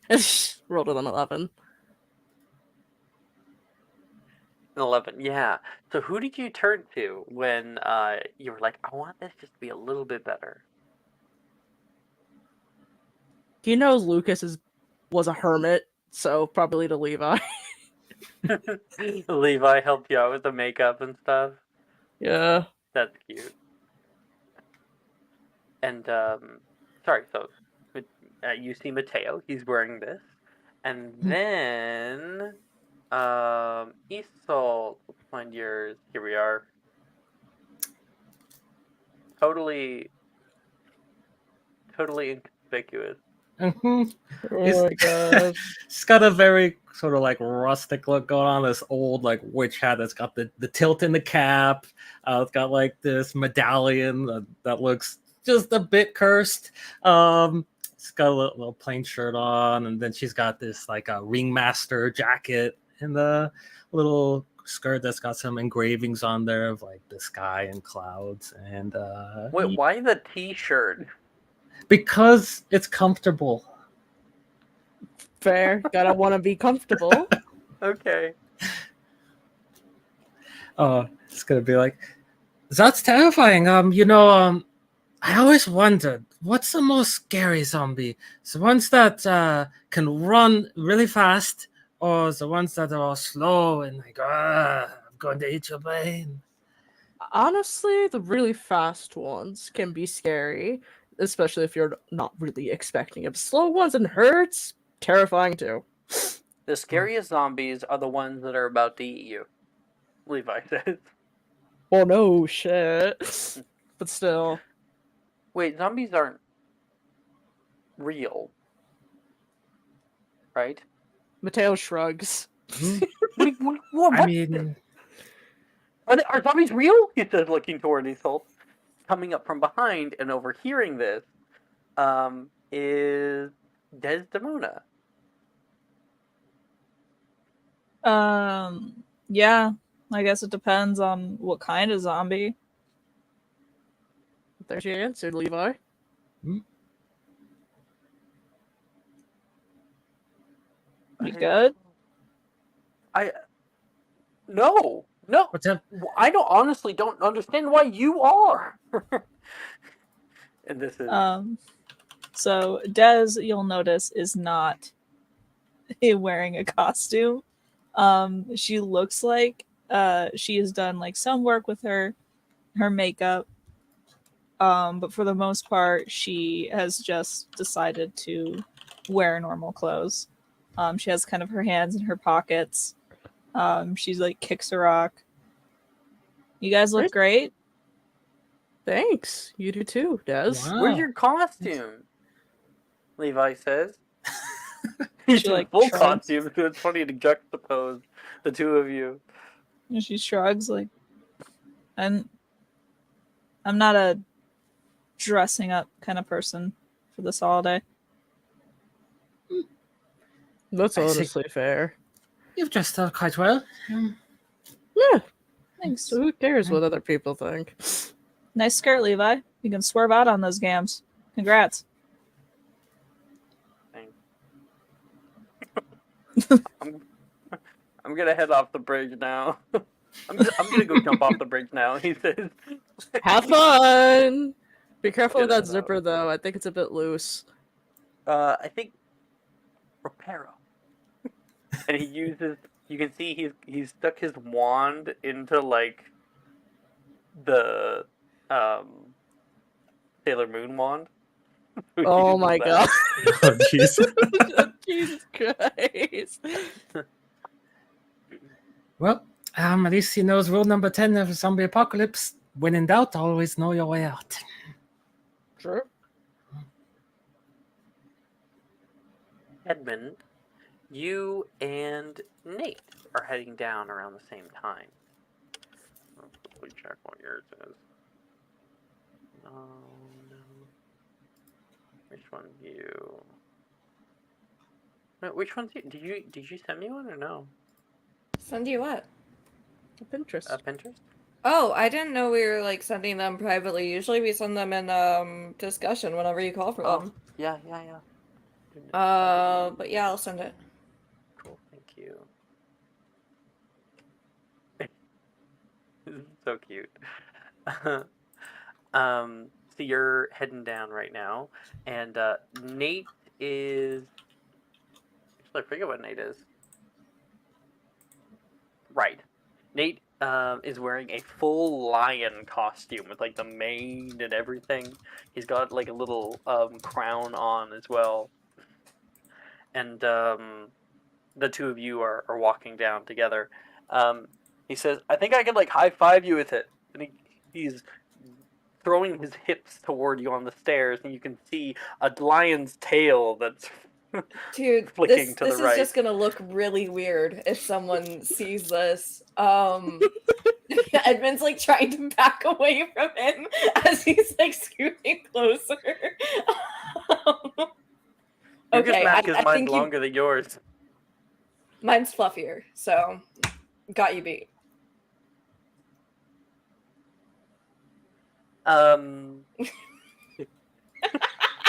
I'm really curious of the costume now. Heading down the stairs. I can't stop. Heading down the stairs, you guys exit into the courtyard. You can see. You know what? I'll pull up a little bit of art because if you go to the M&M reference and you go to Hogwarts locations, there is actually some art I have of this. Or I should. Oh, no.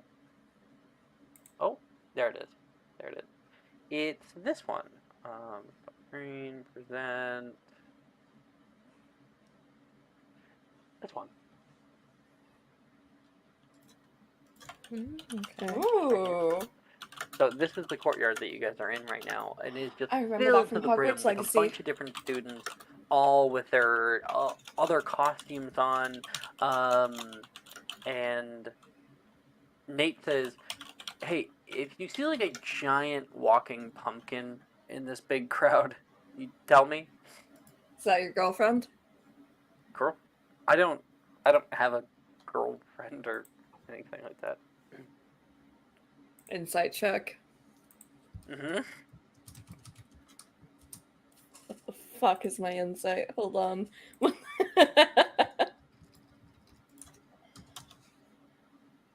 don't know how Dirty many people 20. have actually looked through the Hogwarts locations pictures, but dirty 20. A filthy Nate 20, if you will. seems flustered by the idea, but he's certainly not lying to you. He does not have a girlfriend. But I think it's fair to say that you can discern that he's thought about it. It's crossed his little adolescent brain. Did you not ask her to this on a date? Who do you think I'm talking about? Sadlene Miller? Yeah, well, she normally hates when people call her Sadlene, so. But, yes. I invited her here as like a friend thing. We're friends. Nothing more. Edmund like slow blinks at him. And just stares at him. You want to Okay. sniff my butt too? I will kill you where you stand. Just right here, right now. I'll just take you out, and then all that will be left is your calves standing up on your feet, and then just cut off. You're worse than a Bria. And Lucas, you're coming down the stairs right now, as you can know. Actually, no, not Lucas. Fuck you. Sorry, Ollie. Damn. Like, that would actually be better. I was in. Damn. I'll bring you in later. Ollie, you come down the stairs and you can hear Edmund. Yeah, Ollie heads down the stairs. Is it just Edmund that he sees, or does he see everyone? Like the whole. No, it's Edmund and Nate are standing at the big door that looks into the main courtyard. You're just coming down to join the courtyard, and you overheard Edmund threaten Nate very succinctly. Yeah, he like walks over, looks at Nate. Don't worry, they're all empty threats. They could be promises. And Ollie, you get to see his outfit.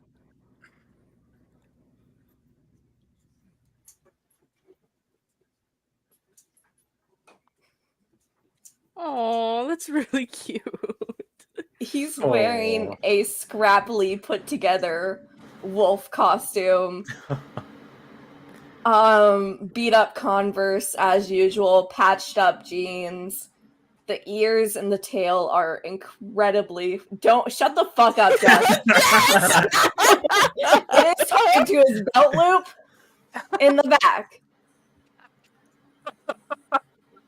It is tied to his belt loop. Like that had to be said. Fucking. It is tied to his belt loop because some of us are immature. Yeah. No, you didn't. No, you didn't. This is definitely like the furry bits of it. Abria set out on the Gryffindor couch for him to grab. And I can't do it like that. Okay. And then you would see Ollie. Yeah. Knowing what this is, I'm like, Oh god, I'm so scared. that's Abria. That's Abria. Shit, sorry. Dang, Ollie. Fuck. Damn. Damn, Ollie, you're really good at the makeup. skirt. You look good with the skirt, Ollie. Yeah. I mean, He's he still technically has still in a dress on dress. He's anyway. wearing jeans under the dress and skirt.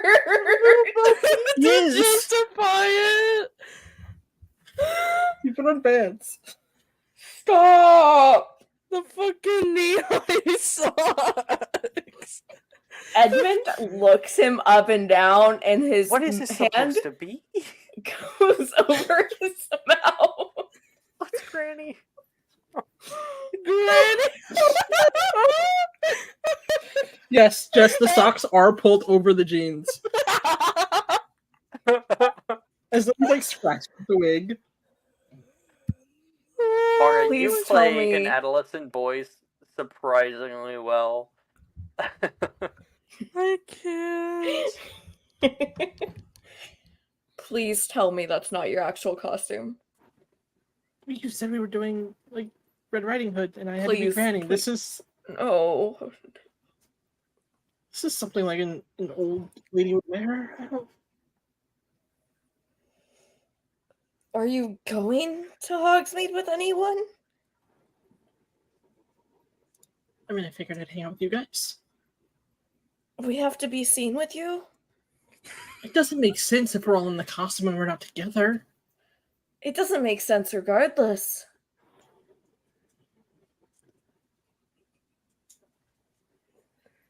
Okay, You wanted to do Big Bad Wolf. I ended up with Granny. I did not want to do anything. This was forced upon me. I just hope Des got a really solid woodcutter outfit. Oh my god. Mhm.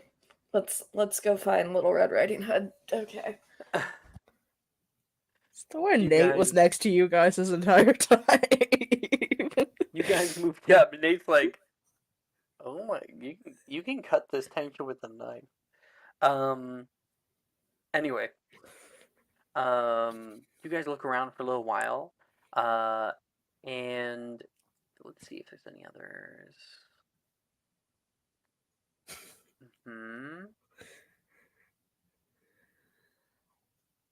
Yeah.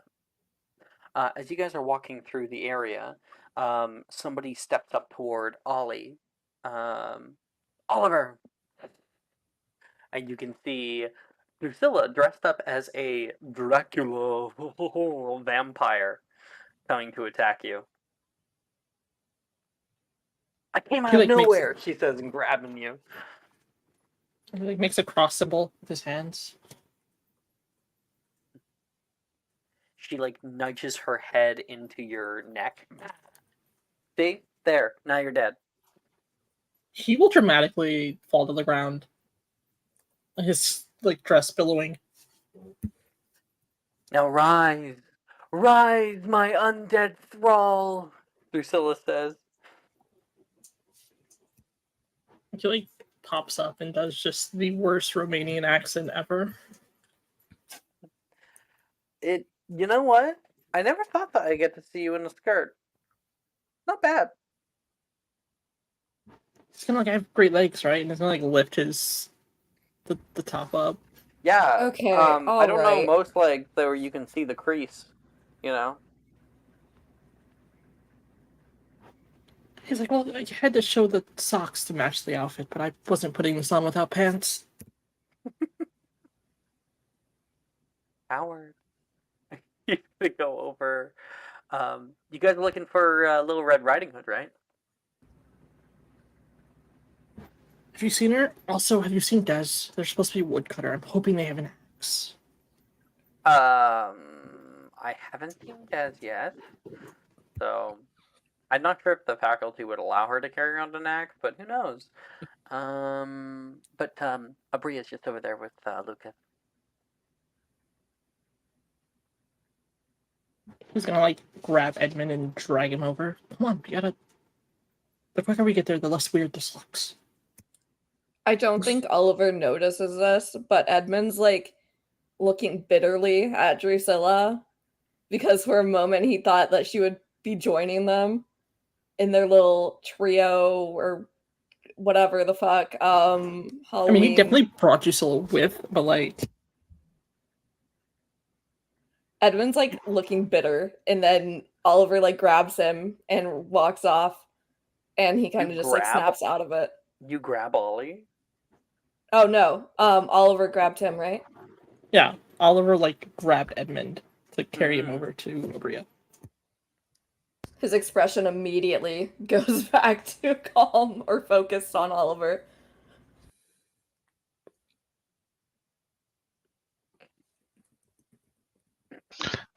Abria, do you sure this looks fine? You don't think it looks terrible? And let me immediately show you what bullshit Dylan sent me. Oh my god, yeah, I saw it last week and I'm like, what the fuck is this? Stop! It's literally the scariest thing he could think of. This is exposure therapy. Oliver's gonna try to put it in his bag. I was told the way to heal from my fears is to be my fears. So I created this in the common room over the weekend. So, do you That want was me a to long like weekend. answer you as your friend, or answer you as the person currently looking at you? You know, lie to me. It'll make me feel better. She like places a hand on his shoulder. This is the greatest costume I've ever seen. You're doing a great job today, Lucas. Can I roll like a delusion check to see if I believe that? What is that, an insight check? I make that every day of my life. Delusion check, I can't. No. You're rolling 20s on delusion checks every day, bro. Please. Okay. Well. Oh, that was advantage, please. Okay. Honey, I Yeah. take meds to make me roll my delusion checks at disadvantage. Can I please roll a delusion check? Oh. First of all, I rolled for Zinner instead of Lucas, but here we go. 16 insight. You mean 16 delusion? Yeah. I did say a disadvantage for the insight, because it's like the reverse. Yeah, you gotta re-roll it. If you want to be deluded. 11. 11. I'll take it. Yeah. You know, Look good. no, I mean, I put a lot of work into it. Nobody can see it, but like a tear goes down Lucas's eye as he Wait. hears those words. Is that what this is? Is this where your face is? Are you looking out like the little, like... Oh, I was thinking my head was in the actual mask, but I think that makes it better. My face is just back there. Just a big old cat head. Yeah. We can think of it however you want. Yeah. I just noticed this weird square here, so... Yeah, I like to picture my face is there. I I'll think say. Kat's the only one who thinks that you look cute. And of course, looking back, as everyone else arrives and sees Abria,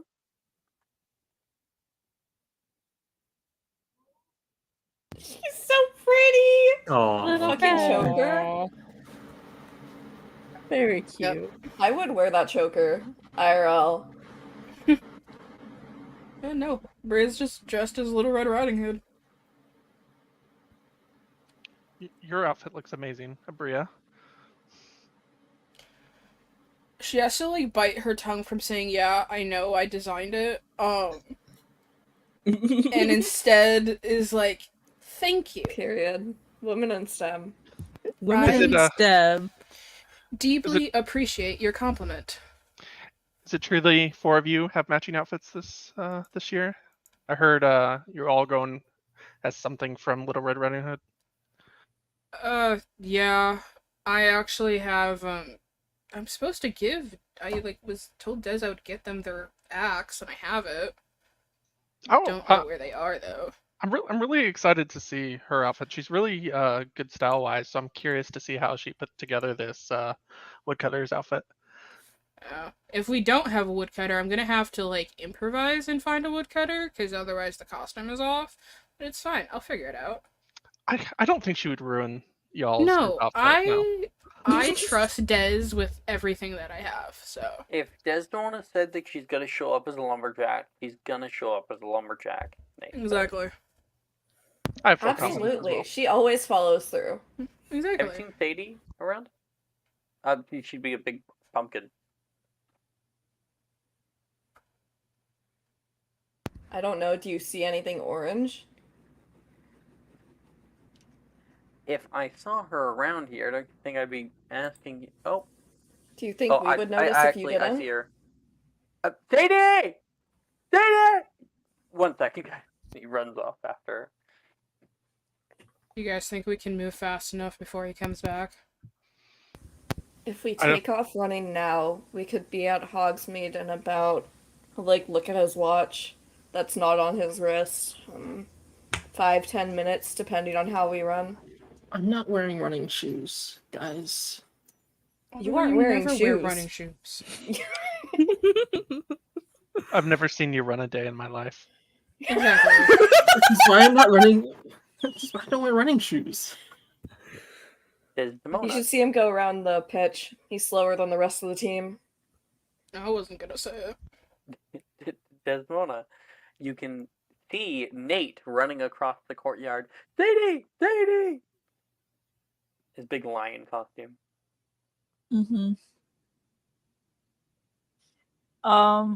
Do I see the others? No, you see him. Okay. She'll like make a beeline over to him and like kind of run like at a diagonal to see if she can catch up with him. You're able to catch up just after he's met up with her. You look great. Oh, I love the Lumos. Yeah, it's like I'm glowing now. Philip taught me how to actually change the color, so it's like a nice yellow, and also get it to flicker. And then Desdemona, you're showing up from behind. Hey, you two. Whoa. Hey. You. Oh no. What? Why don't I see any plaid?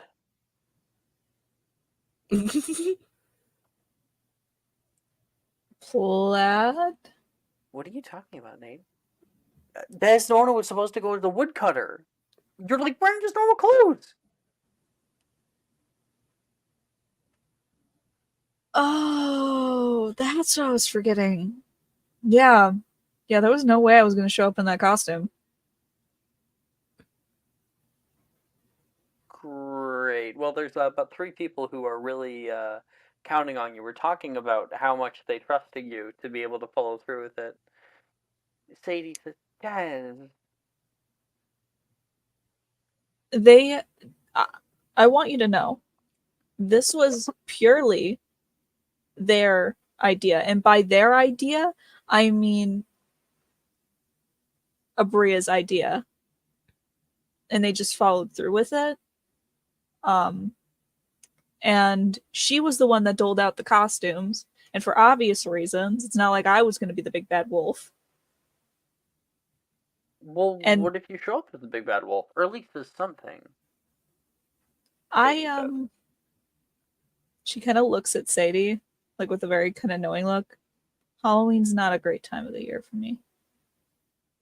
Alright. Yeah, I don't really dress up. Anyway. Well, they're over there if you want to break the news to them. No, they'll find me. And by the time I end up in a Hogsmeade, it'll be too late for them to do anything about it. Can I try to sniff her out? And joke's on Edmund, I have completely doused myself in someone else's perfume. I use Sally's perfume. Sally. Try to sniff her out. I mean, yeah, we'll say at disadvantage, so it's a regular roll. A filthy, slutty 20. Doesn't want to make me a stealth check for your smell. Mm-hmm. It could have been. She could have like waited to put it on, or like she waited to leave a little bit too long.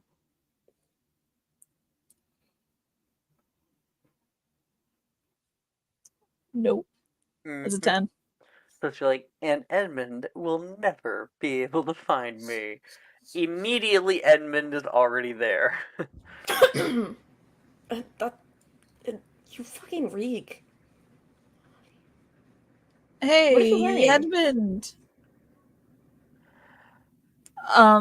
Sally's perfume. Mine ran out, so I had to use hers. It's like Japanese cherry blossom from Bath and Body Works. It stinks. I'm not getting you out of this time, Sadie says.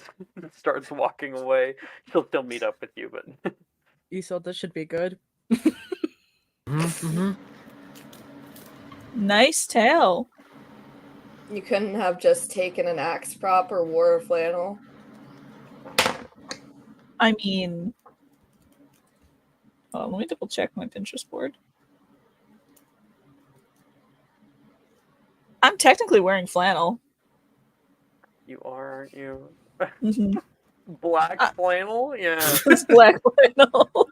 It could be an alternative Axeman. An axe wouldn't go with your aesthetic. I think it'd go perfectly. I mean, you see, I couldn't get an axe. I tried stealing one Abria from has it. Hagrid's hut. Abria managed to get an actual axe? Abria manages to do a lot of things. I wouldn't question her. Is it like Natamanus Conjurus? I don't think so. I think she got it from the trophy room. You mean the armory? Why is there an axe in the trophy? Armory. Whatever. I don't fucking care. Wait, did she So, get it from like- the trophy room? Nate's confused now. Nate, So- shut up. Why is there an You're axe in the saying- trophy room? So you're saying it won't disappear? No. Good to know. Where's Little Red Riding Hood and the gold grandmother you're supposed to eat? The what? The grandmother you're supposed to eat. Did you actually listen to when Abria was Oh. telling the story? Out of character, I thought you said the gold grandmother. Yes, The gold grandmother. I was I like, think he did what say the gold. fuck do you mean? I was like, What, is this like Golden Freddy or some shit? Sorry.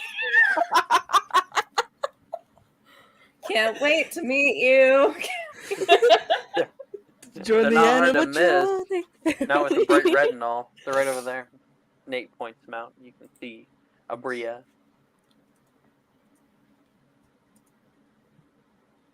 She like waves over to them. Bree, you have the axe, right? Bria's head like snaps towards that direction, and for a brief moment you hear like the psycho music. As she sees that Des is not in costume. She's not in the agreed upon What's costume. the psycho music? What are you talking about? Eson, we gotta get closer. Eson, we gotta get closer now. Oh god. I'm like trying to calm Abria down. I feel like the rage rising. It's gonna be okay. I'm sure she has it in her bag or something. Mm-hmm. Abria, make me a charisma Oh no. or save. It's up to you if it's a save or a check. I'm still in anger management, so I could roll this at disadvantage. No, no. A regular check. You've been given the tool, but you 10. can't use it. You're not ready to use it. Do you want me No. to You cover? wish to, but keep that in mind. She, like, will walk up slowly, standing directly behind Des. You look lovely, Abria. I know. She's right behind me, isn't she? She's right behind me, isn't she?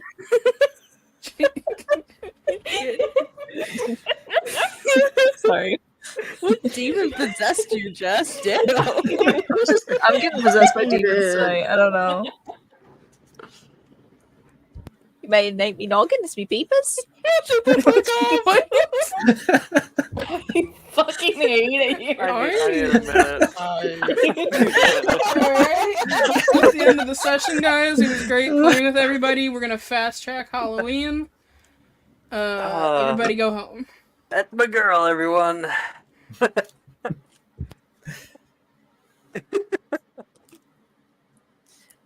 She like turns. Hey, Bria, Plaid, I remembered. Just standing there holding the axe. This isn't good. Lucas, you see her grip the axe tighter.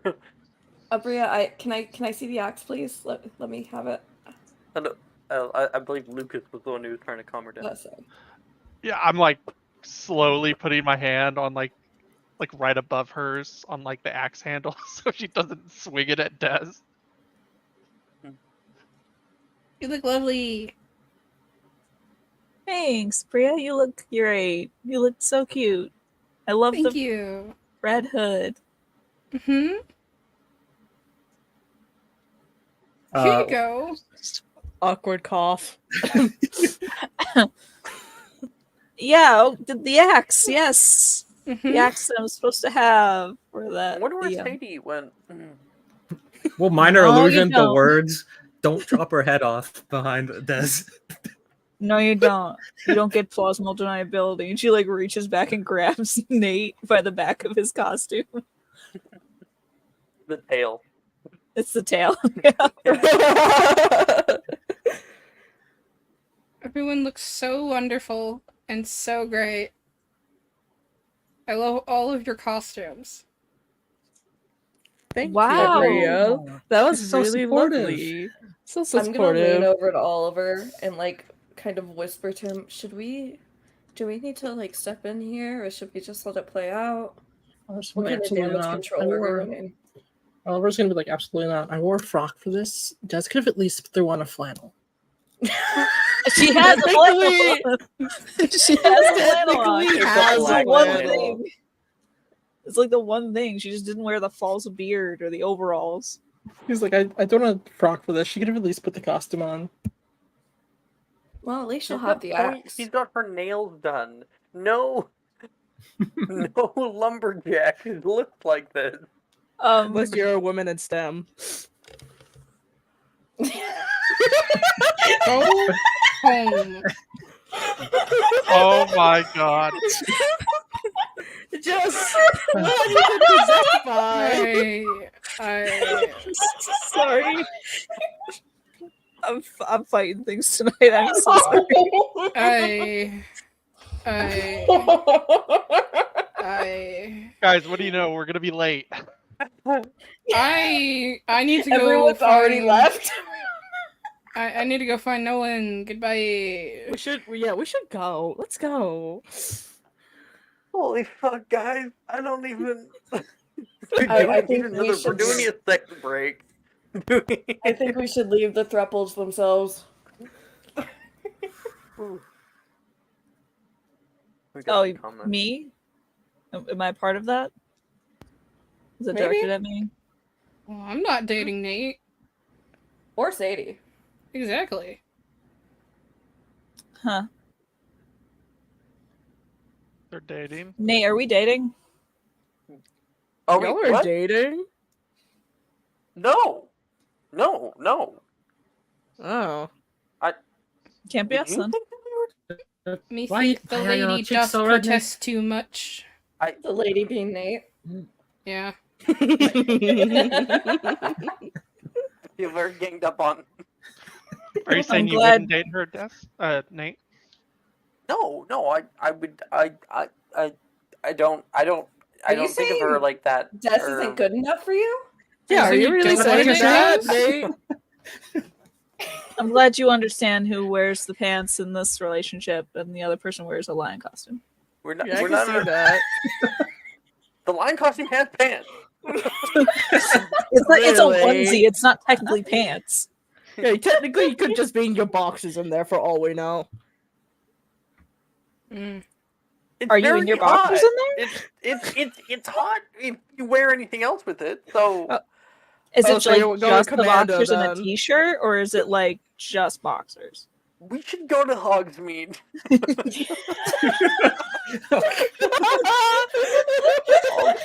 All the candy's gonna be taken if we don't get there.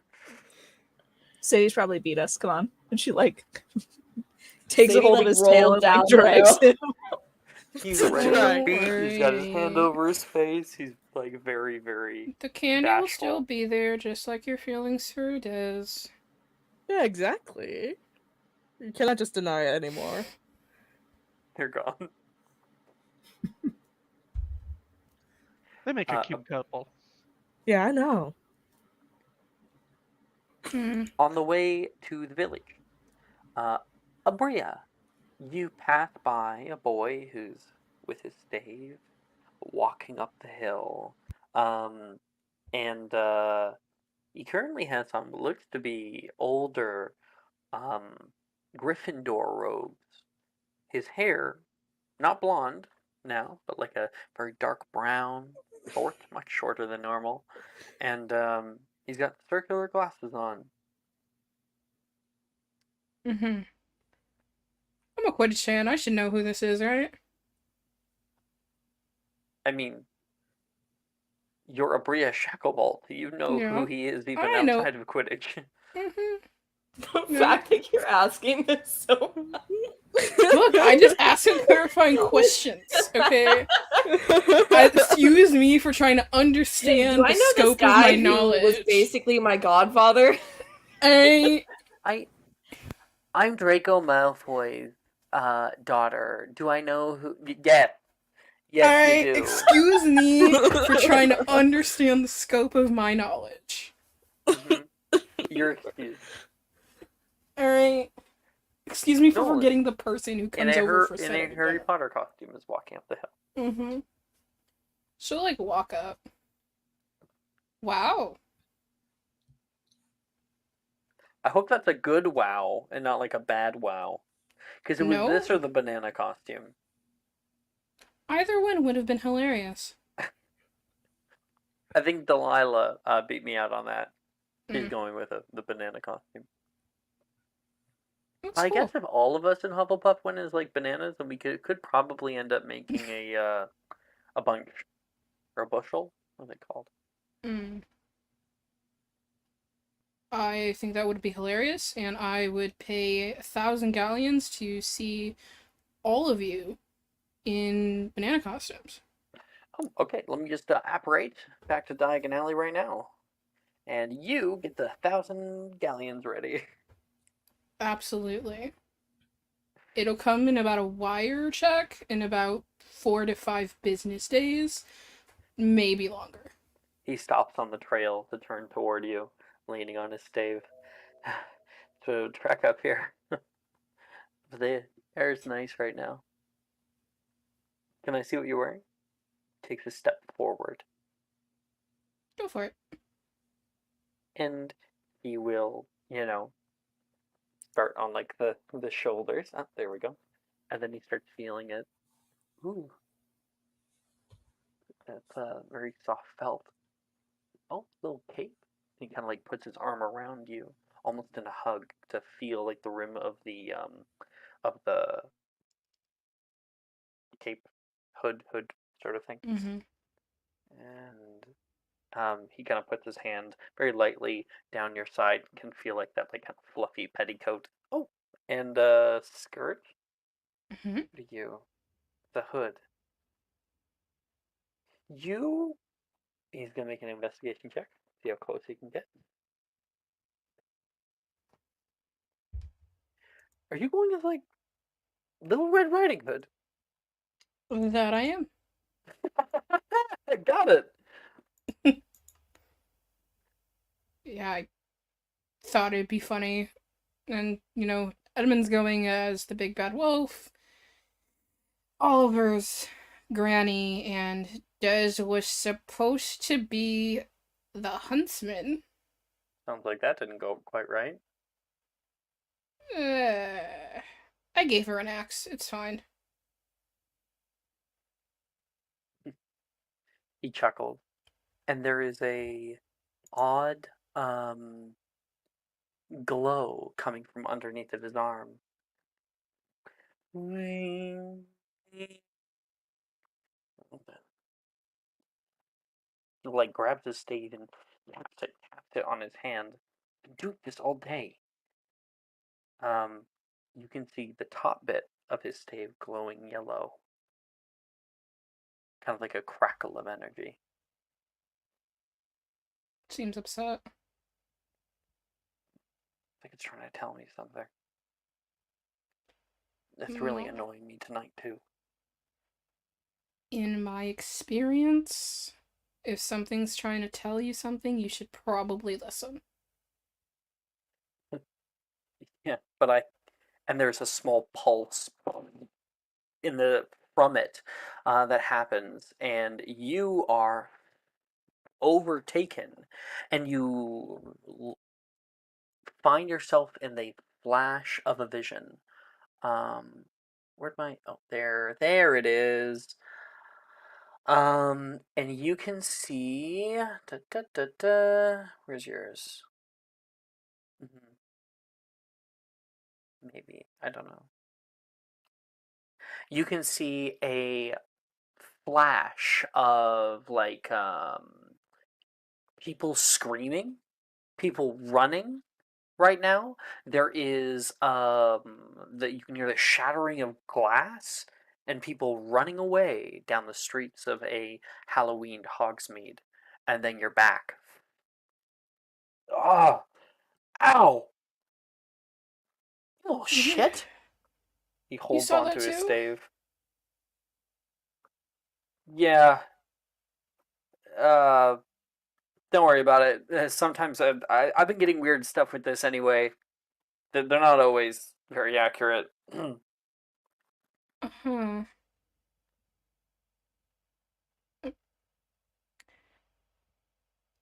Nolan, look.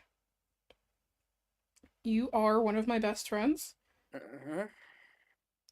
I know you probably don't want to look deeper into that, but given everything, it might be a good idea.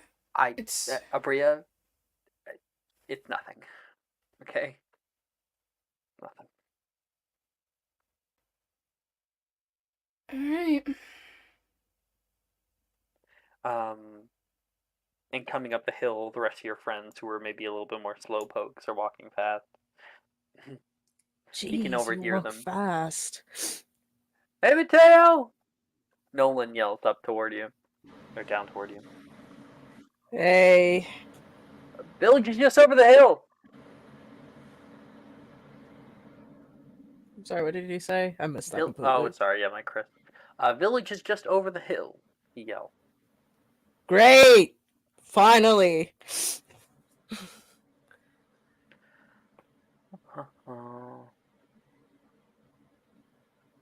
As you all enter Hogsmeade, The village buzzes with a festive energy. Glowing jack-o'-lanterns adorn every shop front, their light flickering across cobblestone streets. In the sky, imps dart about, their movements agile. Near lamp posts, pixies shimmer. They laugh, and it adds to a sort of jovial atmosphere around you. Roaming the village, peaceful monsters of various sizes go about their evening. A one-eyed troll nods to students. A sphinx rests near the glass-making shop, licking itself. And a flock of satyrs down by the magic neep add a sweet melody of flutes to the bustling village. Tonight, Hogsmeade is a magical spectacle filled with Halloween charm. You can already see some other students running around to go get some candy from the nearby shops, and many little shops are putting on different events. In fact, you come upon a little A-frame sign that shows you all the different things that are happening in the village right now. Or going to happen tonight.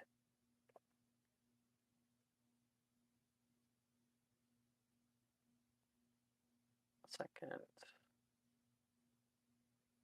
You can see there is a brew tasting event. A witch's brew. Basically, the idea is that they are unknown potions. They'll do crazy things to you. You can have some for fun. There is a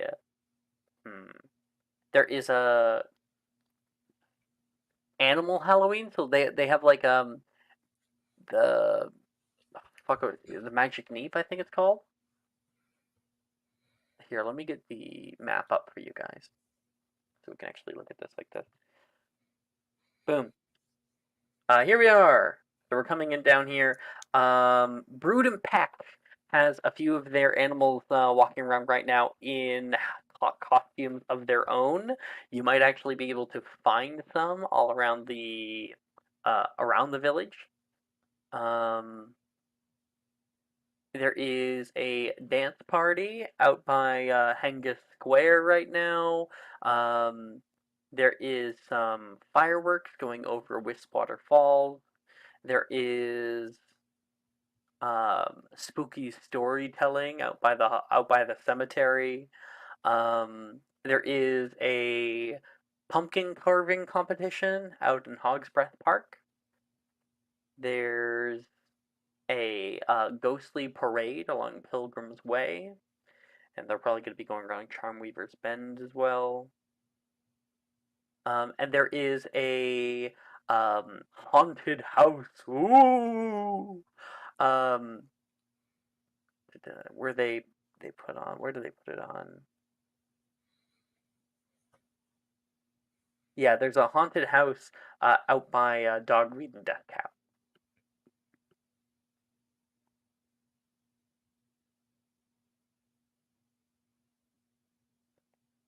So much.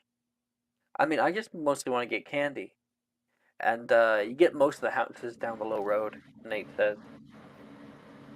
I was thinking about heading to the haunted house if you're up for it. Haunted house? Yeah. Are you sure? What? Are you scared, Nate? No, I'm not scared of anything. It's just, are you sure the two girls would want to go? And, like, Sadie's eyes go wide. I don't know. I can think of at least one thing you're scared of. It'll scare you out of your boxers.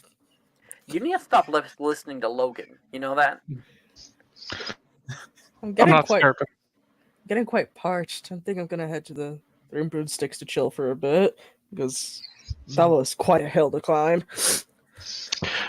before we split off and do things, I think we should all go take a swig of those mystery potions. See what happens. That sounds fun to me. Yeah. Let's let loose. You guys run past. You can see so many different students that are stopping by. Surgewind's cauldrons. You're able to grab a trick or treat, grab little cauldron cakes. They're like little chocolate lava cakes. throw those into your bag. Over at Aunt Isa's glass blowers, they have sugar glass, the kinds that like kind of break away very easily in different colors and little shards, so it looks like you're eating glass. There is Mr. Gale's Stargazing Emporium is up right now. They're just kind of putting on a regular stargazing event like they often do around these times. You can see as you pass by Spitwitch's sporting needs, there is the 3 broomsticks. Inside, the atmosphere is lively. You can see the doors are already left open, and there's a huge jack-o'-lantern that's sitting outside the 3 broomsticks. I'm talking huge. On the left-hand side, on the outside, there is a big, like, purple cauldron that's glowing from within. So big that you actually need like a step ladder in order to get up to it. And some of the 3 broomsticks workers are heading off in a line and are handing stuff to people. I guess those are our drinks before we separate. And you walk past a alleyway by Ollivanders, and coming out from the left-hand side, something nearly steps on you.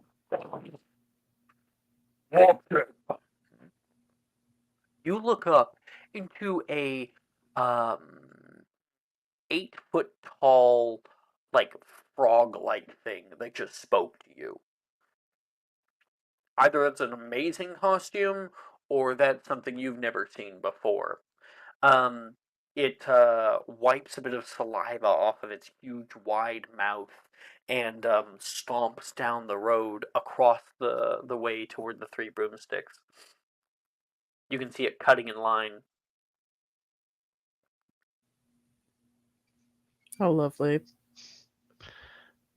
Can Lucas, like, this might be dumb, but Lucas is going to say, hey, you're cutting in line. Get in the back. Just because you're bigger than us doesn't mean you can cut.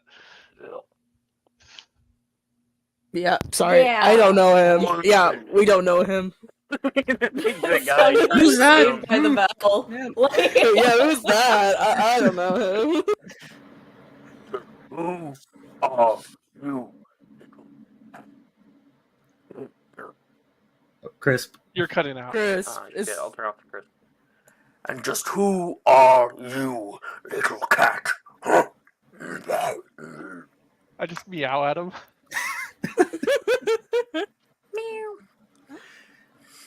What kind of meow? I guess I'm kind of trying to be ferocious, so like a growl, not really a meow, like more like a cat growl. Make me a performance check or intimidation check? Isol will try and back him up happening? and produce a meow sound also coming from him. You said imitation, intimidation, or performance. Okay. Or performance. Well, they're both at 0, so. Oh, okay. Oh, Isolde said they were helping, right? So at advantage. Okay. 14.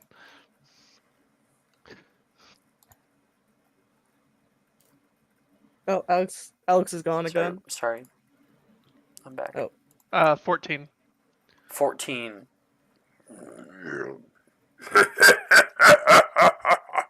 He gives a big hearty laugh.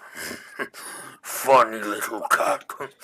You come with me. And he's going to put his hand on yours and grip you and begin pulling you to the front of the line. Oh no. not you being adopted. Trick or... And he's actually going to pick you up with one hand.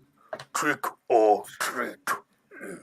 Go I like like the soldier. scruff. Yeah, sir, he had a good point. You have to go to the back of the line. Trick or treat. You want trick? No, treat, definitely treat. The dude's going to get like a ladle and get him a little thing and get you a little one. Oh, here you go. Okay. I half want to lick it up like a cat, but I won't. I'll just take a drink. I mean, you're in the little thing. You're not in the head. If you remember. Oh yeah, So- yeah. You I'll just drop it all over your head. yeah. He gives it a. He opens up his wide mouth.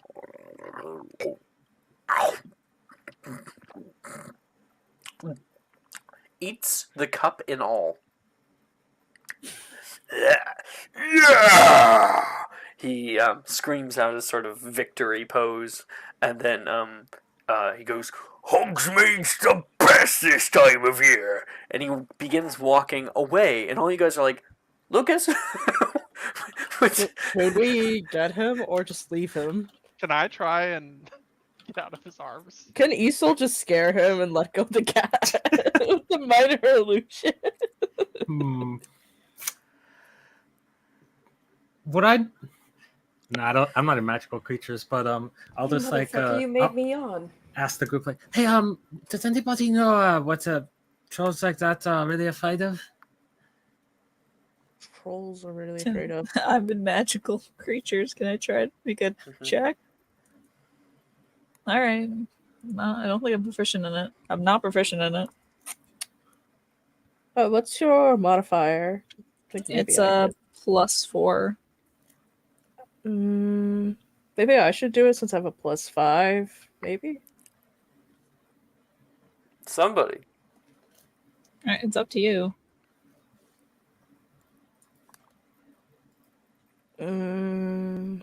I'll just do it. I'll do it.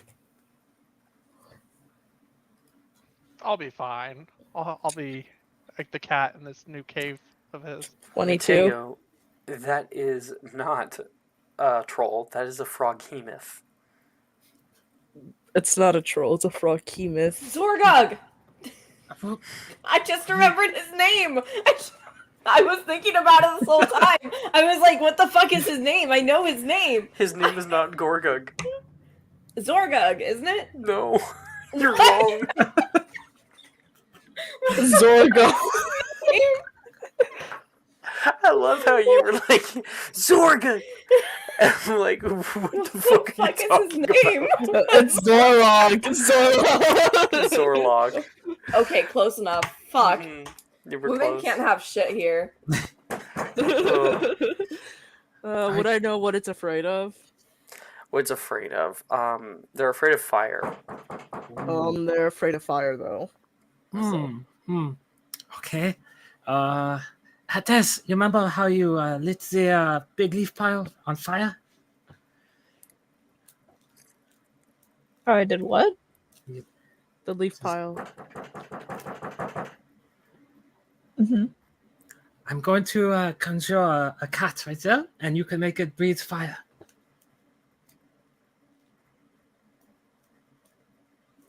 All right, sure. It's all the.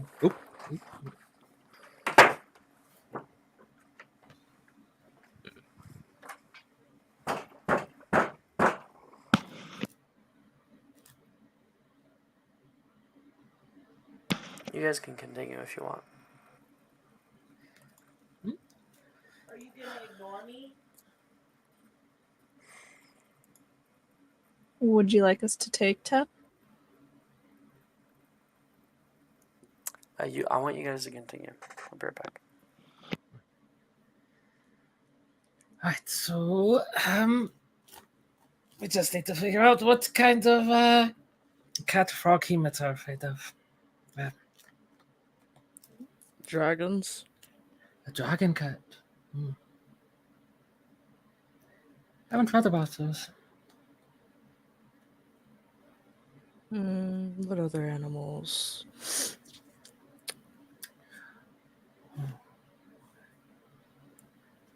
Oh, I can make it have one eye. That way, Lucas will also produce just the loudest scream. True. Or make him think it's that one cat. I'm trying to consider whether casting a spell on this thing is good or not. I'm trying not to be violent. Yeah. I mean, it doesn't seem like it's particularly violent Yeah. with him. Like, it just kind of seems like it's carting him around because he likes him. Yeah. I was thinking about stupefy, but I don't know. I You don't would want to have make. I don't to. think. You would have to have Yeah. cast it for a creature. I also don't think it's like necessary. Mm-hmm. Mm-hmm. I think if we could either spook it, or or maybe Lucas can ask it very politely to put it down. Yeah. But knowing Who knows? us, we'll Yep. probably just spook it. Probably. I'll see if your guys' plan works first before I try anything. I'll probably ask. Welcome back. Hi. Mm. Alright. Dylan, maybe you should try asking first. Yeah, I'll tug on the. Just is he wearing any clothes or is it just a frogman? This guy, he's just a frog dude. Oh well, I'll just poke him and I'll say, "Can you let me down? I'm sorry."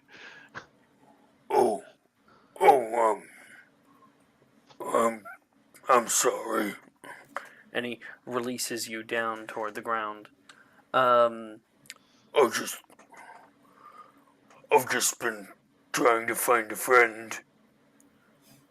It's Halloween, and I look like you were alone. Aww. That is the nicest thing I've ever heard from a frog. Frog. Do you need any help finding your friend? No, I was hoping to get a drink over at the Three Boomsticks, but they're just doing the brew. And he coughs, and you can see a large bubble, like soap bubble, bloop, bloop, bloop, rise up into the sky. Oh, that's what it does. Wait. But I can't get inside. They put up a lot of wards today. Wonder if they put any up in the tower. That must be a pretty difficult thing for you too,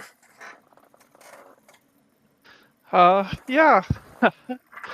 I gotta get back to my friends, but I'll see you later.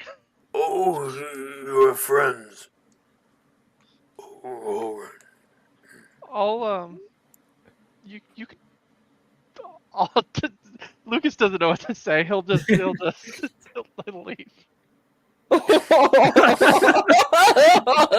He's a little scared from the situation, but he also feels bad for the frog, but he doesn't know how to fix it, so he's just gonna dip. You rejected Zorlak's friendship? I'll approach you guys and say, that frog is actually really nice once you talk to him for a second. Oh, okay. We didn't have to save you. Oh, How many thank of God. your lives did you expend? Probably about 3, but he seems pretty nice. He was just looking for a friend. And you politely declined?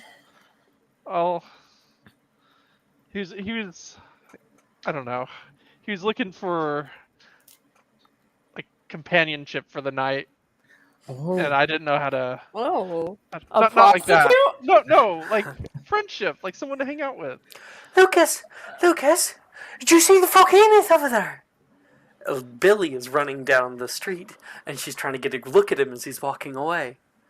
Oh, I'll say, bye guys, love, and then I'll run over to Billy and I'll say, yeah. You don't have to say goodbye to them to say hi to Billy. Yeah, just say goodbye. Don't say bye. I thought she was like running by. Oh, she's here now? I don't care about any of you. Good night. Hashtag priorities. Lucas, the biggest simp to ever exist. True. my God. No, I'm not gonna do this to you. I was gonna make a joke because someone said No, simp. do it. Do the joke. Do the The joke. fedora. Oh my no. God, it is here. I'll see you all later. Lady. I'm joking. That's not Lucas. Lucas is not I like know. that. That's But yeah. Did you see the volcanoes over there? Yeah, you know Apparently what? he's really nice, according to Lucas. You just missed it picking me up. Hmm. Wait, it touched you. It more than touched me. It picked me up and carried it in its arms. She looks around your backhand. Oh! Scorchify. And there's a bunch of mucus that covers the back layer of Lucas, and she's able to clean it all off. Oh, I didn't even notice that. You see Billy. She's wearing a furry black costume that gives her a little rotund belly with a pocket like a kangaroo, and there is gold jewels hanging out of that pocket, and she has on her face a duck bill, and she has on like flat-footed like flippers basically. She is a niffler. I'll say, "Oh, I like your costume. Forgive Thank me. you. I don't know what it is. What kind of magical creature is it?"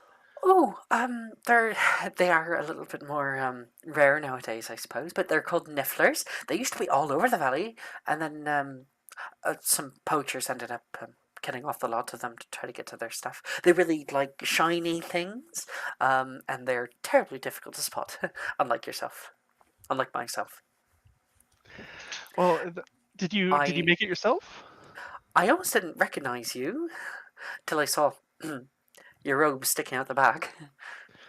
Oh yeah, I kind of made this costume last minute. I was gonna go as a ghost, but everybody was telling me that was really lame, so I made this in the common room.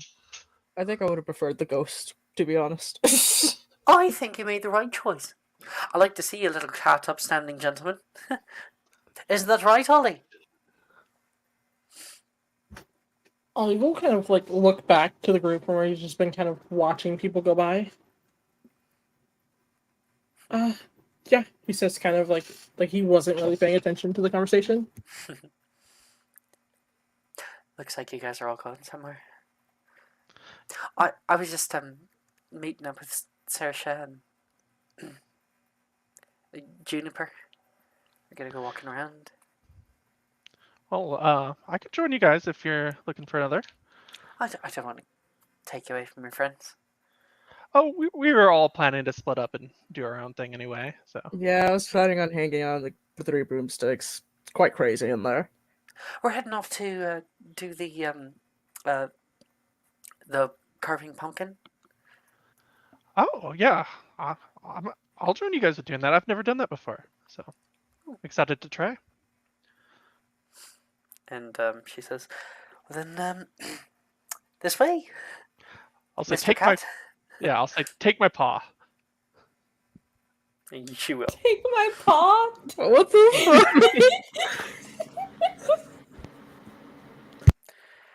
You gotta embrace it, guys. What, the furry? The cringe. What do you think you want to do, Abria? No one says. That is if I'm good to join you guys. I know I'm not really in the whole same thing, but... Oh, Oliver and I were going to head off to break into the new Weasley's location. Yeah. There's a new Weasley's location? It's gonna be opening up here soon, so... Figured might as well study the product list in advance. Who knows? Maybe you'll be able to find something. I think it was Zonko's before, if they're moving in here. Zonkos. Never heard of them. So Edmund and Ollie are going to go off doing that. Isolt? Suppose I can, Going to be going off making mischief? Oh, naturally. I suppose I can stay here for a little while. 3 broomsticks seems to be quite the life of the party, so to speak. Yeah, someone gets it. And Sadie yells back toward Nate and Desdemona. Hey, are you guys going trick-or-treating or what? We're going to the haunted house. And she rushes over right as you're heading up. So I'm actually gonna retcon it. She'll say, "Are we going or what?" She'll yell down. I think Sadie's a little bit too eager. I wish someone was. Seems like, I don't know, there's 1 out of 3 of us that's not that eager to go into a haunted house. Got something to say before we go in? I was just surprised that you guys wanted to go to the haunted house. Mm-hmm. I love horror movies, okay? You don't even know. You're like a pureblood whatever. What's a horror movie? I feel like I would scar you for life. I lived through a war, Nate. That's a good point. Evil Dead it is. This winter break. Okay, fine. Maybe we can con Sadie to grab the projector from her dad's like bunch of stuff. Might be a good idea. You guys go off Movie together. night. I guess it's just us, Bria. Yep. Yep.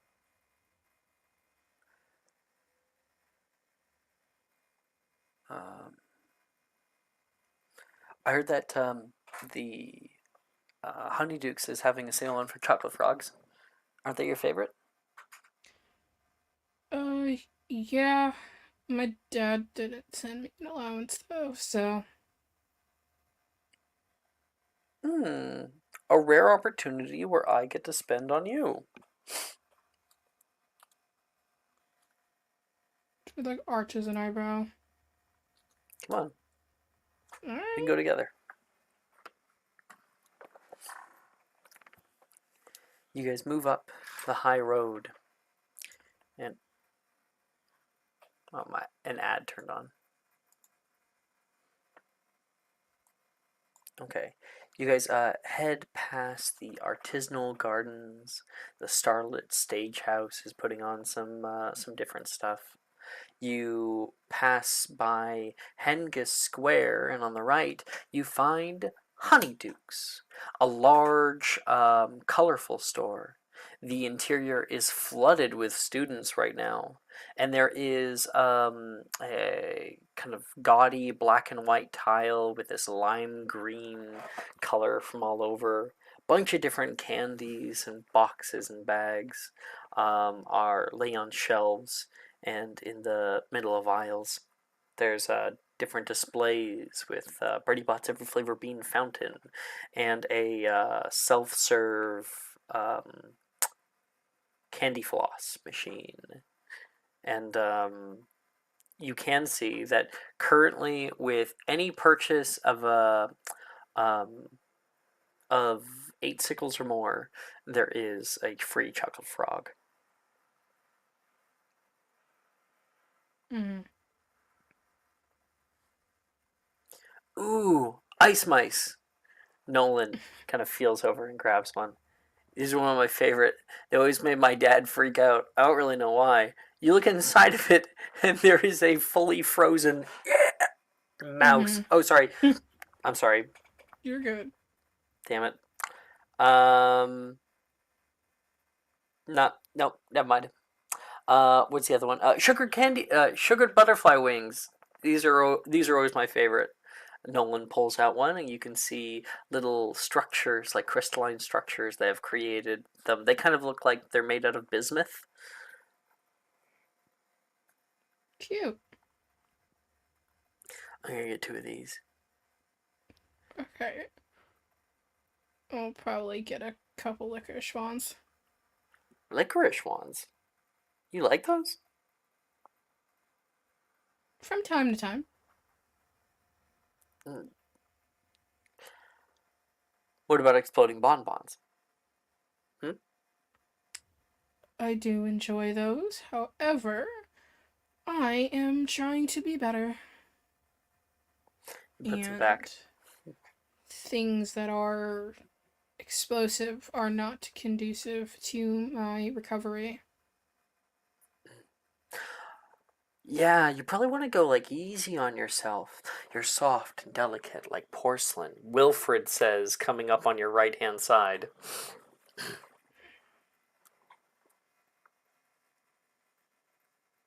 Perhaps, Nolan, we Wait. should, Added detail because it's hilarious. It's not Wilfred standing there, but a neck of a giraffe that has curled around like the side of an aisle to you, and in the mouth of the giraffe is Wilfred's face. Nolan, did you feel a cold draft? No, but I heard an idiot. Same thing. And Wilfred, coming up from the other side of Wilfred, is Rin. He goes, "Hey, Abria! Oh, you look really cute." And Rin is, of course, wearing a fairy costume, bright pink, wings that actually flutter, fairy dust that actually comes off her. Rin? Gideon? Hey, have you seen Lucas anywhere? Even if I have, why would I tell you? He walks in, clop, clop, clop, clop. A upright giraffe. You know, 'cause we are just the closest in the world. No, because I'm gonna mess with him, obviously. Mm-hmm. Oh my god. Out of anything, I know that you're into that. In case you Enemy of haven't my enemy is noticed. my friend. Right. In case you haven't heard, I'm on the road to recovery. And therefore, I cannot assist you. You're an alcoholic? Rin says. Oh, God. Oh, I'm sorry. I didn't know. Wilfred says. Believing it. I love him. The himbo bimbo. I'm gonna roll a charisma save. Abria, do you have the candy that you 17. want? Abria? Mm-hmm. You can feel Nolan's hand grip around your forcep. Forcep? Is it forcep? Bicep. Bicep. Forcep? Bicep. Forearm. Bicep. You meant form, not forceps. Oh, forceps are the grabby things. Yeah, he grabs around your bicep. You got everything you want? Yep. Cool. I don't know. I think I heard Lucas was heading off to do pumpkins or something. Ooh, cool. Cool. He looks toward Rin. Cool. Yeah. And they look very suspicious and leave the store. You and Nolan are able to go up and cha-ching, get your candy, or your exact candy. They're on good clearance today, so you're able to get plenty. And you walk out into the square. You can hear music from all around. This is Halloween. Halloween. I'm joking. Mm-hmm. But it's good enough to dance to. There's quite a few older students and adults who are dancing around Hengist Square together. You and Nolan kind of stand at the back. You can see Nolan's foot tapping as he is enjoying the music, and he goes to open up his chocolate frog box. You ready?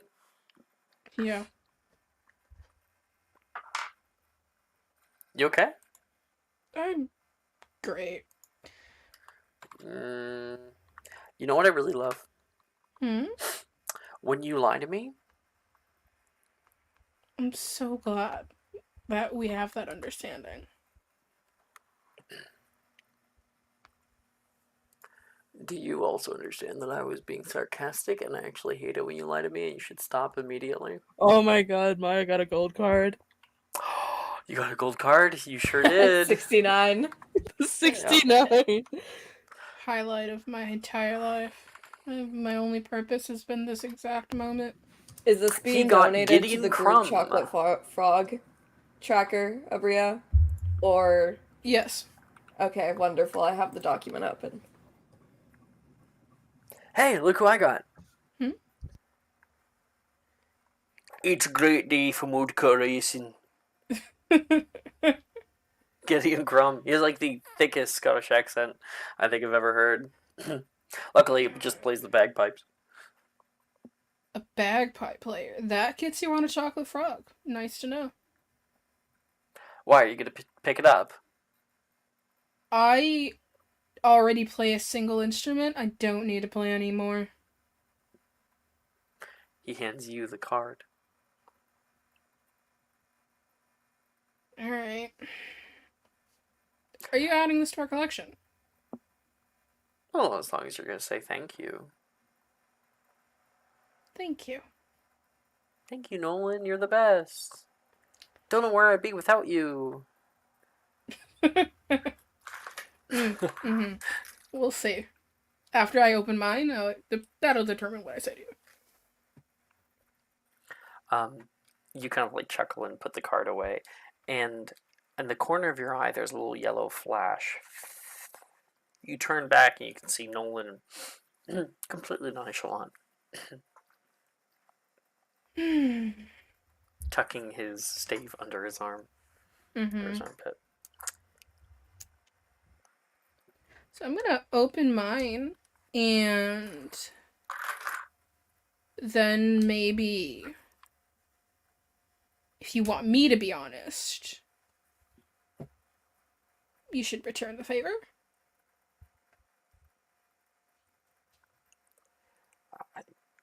Just weird things happen whenever I don't want to involve you. Not tonight. Still trying to figure it out. You realize I've been involved since I fell in that hole, right? And I haven't wanted you to be involved since before you fell in that hole.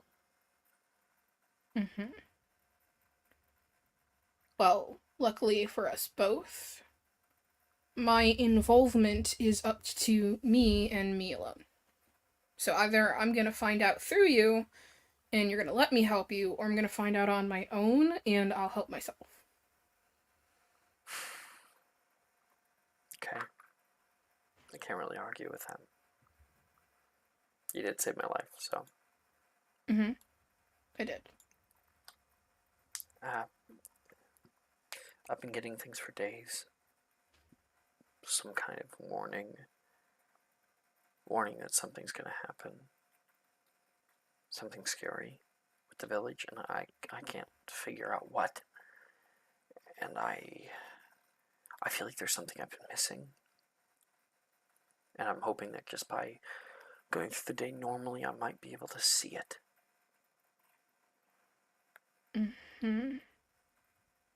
Metaphorically, of course. I've been listening to all the people around us. Been some odd conversations. I think I did overhear a vampire talking to a ghost, I think. That's disturbing on several levels, actually. Yeah. He says, Delore, darling, you don't look a day over 300. you say that every year living took us. Like, it's. I'm hoping I might hear something. But everything seems fine, right? I mean, the band's playing. I just want to have fun. Oh, then we will stay on our toes and take things as they come.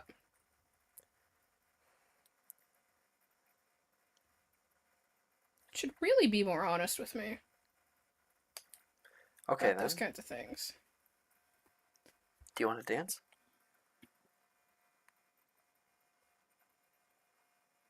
Yeah, I do. Puts out a hand. She'll take it. If you tell Wilfred about this, though, Oh, I bet you already knows. God, I hate him. That is a 14 for his dancing. You can make me a performance check. Alright. It's not gonna go well. Oh, that's a 15. Yeah. The two of you are pretty much in sync and dance around Henga Square together.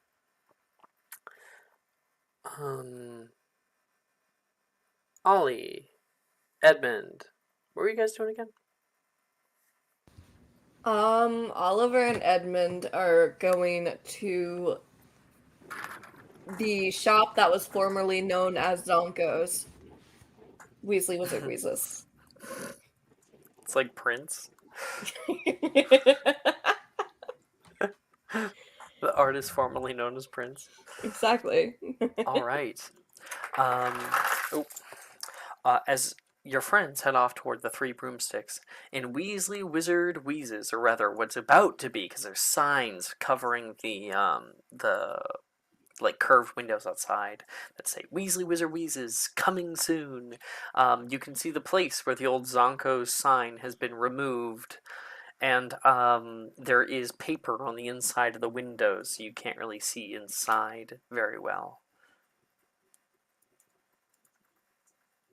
Not Oliver. Why did I say Oliver? Edmund has been like kind of trying to look inside the windows and will stand back and just think to himself for a second. I mean, we could just try Alohomora, but it's probably locked by stronger means than that.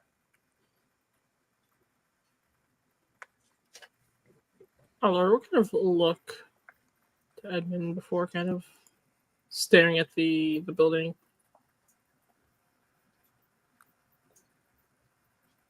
I don't know, you try to pry one of the doors open. It's probably locked shut.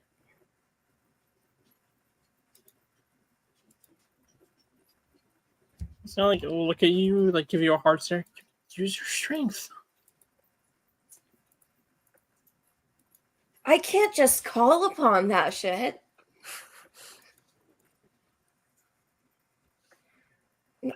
Fine. We will try it, and whenever it fails, I will laugh at you. And we will send one of your so far useless cats on recon. I feel like if we fail, it's really more of a slight to you than me, but alright.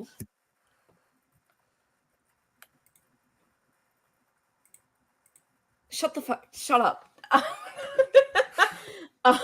He's going to like go up to the door and like try to like push it open or force it open. You're gonna try to break the door down. Okay. Make me an athletics check. These two have a singular brain cell to their name.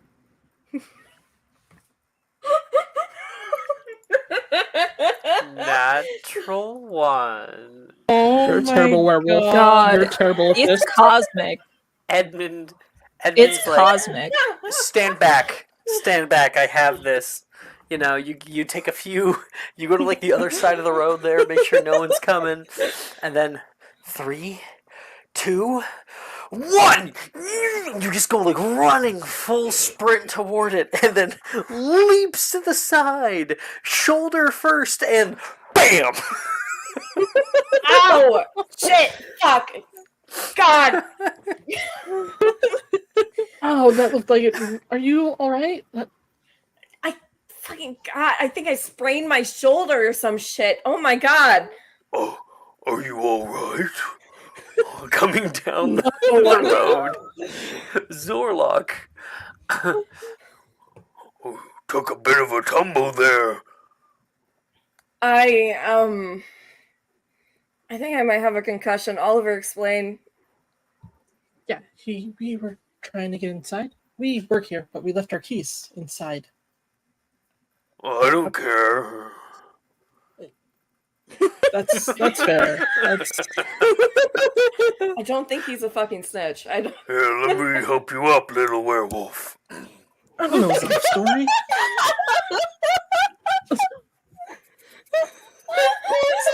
It's through you, Brooke. Jess, I need you to know we made the same fucking face. Well, I mean, yeah. And he picks you up and drops you back down. Thank you. Your name, Mr. Frog? My name is Zorlok. Yep. Zorlok, thank you. Be careful out there. Did he open the door for us yet? Happy Halloween. That's something I was thinking about. Yeah, Oliver's gonna like, just 1 second. Are you terribly busy? Very much so. Lots of candy, so little time. Well, I've got candy here. If you've got a second to spare, and he's gonna like slap Edmund's hand. Give me your candy. I don't have any fucking. Hold on. You would have grabbed some on the way here.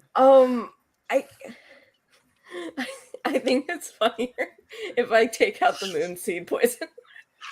No! Oliver's gonna like smack your hand. No, give me the chocolate frogs. Fuck. Oh, okay, here, God. Moonseed, please.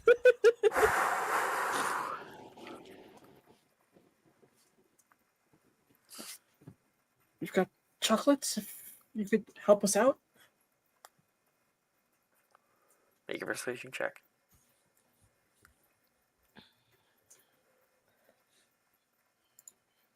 Can I give the help action by looking like an adorable little werewolf? Can I make Tilting my magical head at creatures him. instead? Advantage? I don't know. Help action. I'm Help action? helping. I'm looking so You cute. have to say something. Do I really? I feel like the He ears doesn't find do it you all. cute. He finds you to be a horrible, terrible monstrosity of a But thing. I'm just a baby. Just Yeah, go for it. Lean Edmund's into just it, a bro. baby. You gotta lean Become- into it. Become cringe. Do it. I'm You just gotta a do baby. it. Let loose. Yeah, let loose. Do the roar.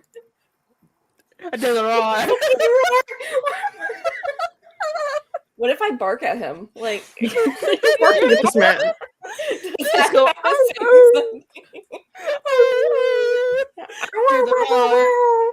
Really making whimpering noises. You guys have beaten me down enough that yeah, sure. Take the help action.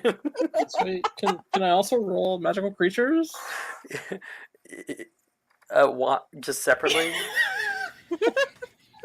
Sure. Instead of persuasion. Like No. No. This is a being. This is a Well, thinking you have being. creature Which can empathy. speak to you. Creature That's I could use empathy. creature empathy. He wants candy.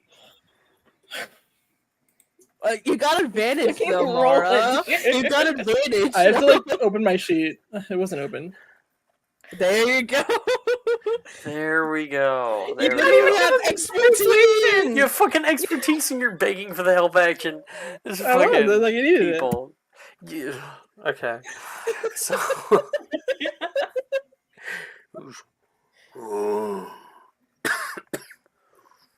I thought they gave it out for free. This is special candy. It's magical. Aren't most of them? Yeah, this is This something we're only one- handing out to students, though. Mm-hmm. It's a student exclusive. Oh, whichever student you killed to get it. I'm sorry for them. And he's gonna go over. This door right here. That very one. Yes. He grabs the side of the building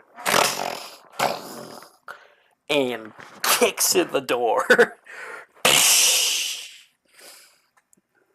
It's lucky this one didn't have a jack-o'-lantern on it. Entrez-vous. Sorry, that came to mind, and I couldn't. I couldn't. Oliver's just so confused. He's upset. You would never say that, but I had to. Go inside. Edmund's gonna like toss out a chocolate frog for him to get. Ugh. Yay! Well, it's treat or trick, so.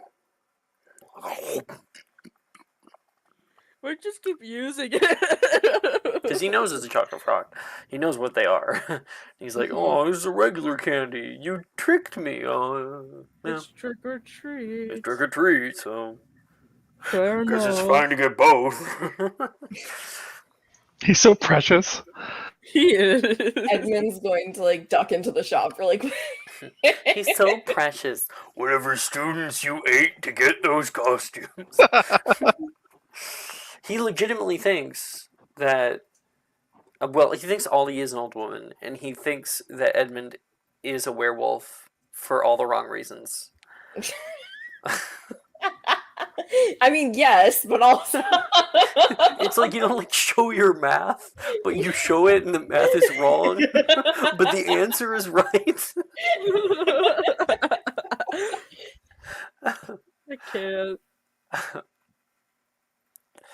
Congratulations. Zonko's empty joke shop awaits you. I told you I'd get us here. Yeah, you didn't exactly get us in, though. But I got us here. I could have walked here on my own. But you didn't. Fine. Congratulations, you managed to get us here. You don't have to sound so sarcastic about it. I don't know what you're talking about. That was pure-blooded sincerity. Pure blood sincerity. Am I head gone? A real thing, according to my dad. That's a slightly, well, not even slightly. That's just a racist thing. There is. I don't even know how to explain this to you. You're taking Muggle studies with me next year. That seems like a lot of work that I don't want to do. Well, I could do your homework for you. Deal. Deal. I get to bore you senseless with Muggle history stories, and I'll make sure you get a no, at least. Are we going in? We're in. Okay, it wasn't clear to me. Inside Zonko's joke shop, you can see long lines of shelves that are filled with absolutely nothing. Like filled with like old boxes and half destroyed like showcases. There is a second floor, seemingly the same. This place is going to need an overhaul. The floors are well worn after hundreds of years of use.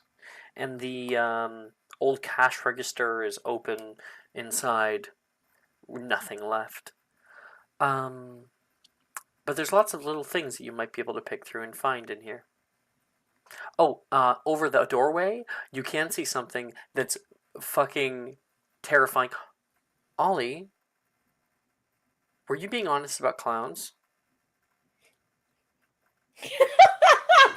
God damn it. Oh god. Were you being honest about clowns? Okay, so inside, just over the doorway when you look back, whoa, you can see a ginormous clown. At least half of it. It's like it's 3 times the size of a regular person, so blown up. It's made out of some kind of, old clay and has been painted, and it's the torso of a clown coming out of the wall with 2 arms out. Very scary shit. Head's too large. He will jump backwards into Edmund with a small yelp. Make me a Dude, charisma watch saving him throw. going. I'll say a Watch him disadvantage since going, it is dude. your greatest fear. 14. Ollie grips you just a little bit too hard, Edmund. Are you all right? Yeah, just clowns. Clowns. That's what does it for you. Ayo. He would just like look at you deadpan. They're creepy, alright? No one should be that happy all the time. Sounds like an internalized thing.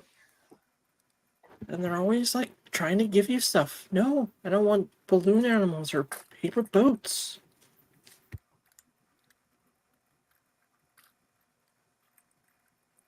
What if they handed out cats though? You would be on board if they handed out cats. I mean, obviously, anyone that hands out cats is trustworthy. That's different. That's not different at all. Where'd they get the cats? Why do they have so many of them? Why are they just handing them out? There are tons of questions that raises. Cat litters are very large sometimes, okay, Edmund? Maybe they collected them from the street and are trying to give them new homes. You are so argumentative all the time.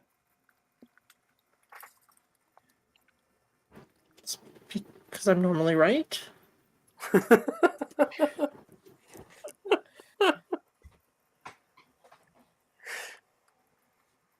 Edmund like gives you a very hard stare. Just completely no emotion. Really? Roll me a d20, Edmund.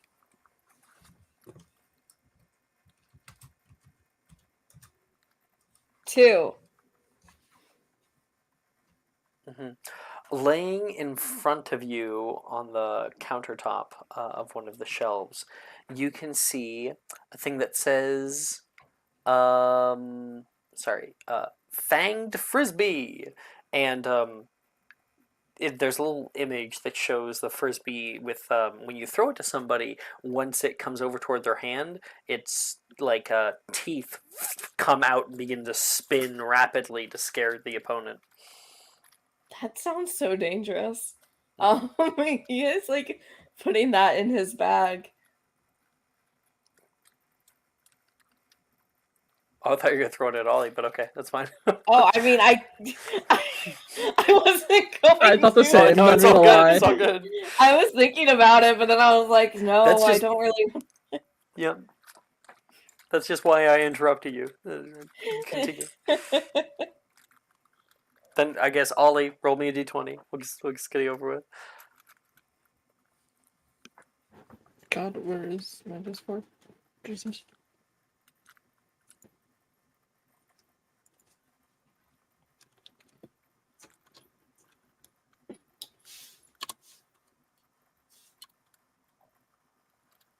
You take so long to roll.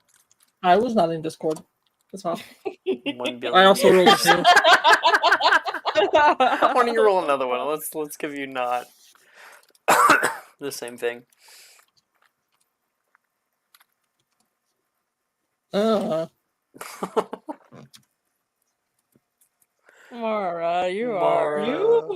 You okay? All There you right. go. Listen, You I'm not allowed to be find judged the- after 1:30.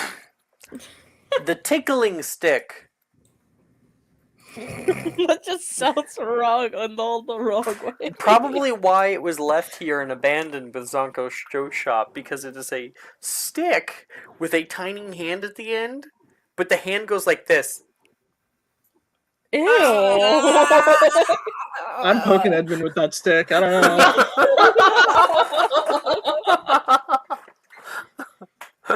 Edmund, make me a charisma saving throw, please.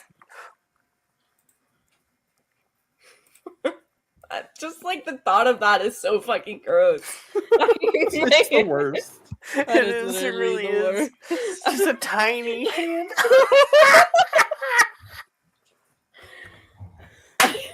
So disgusted by that. Unnatural one.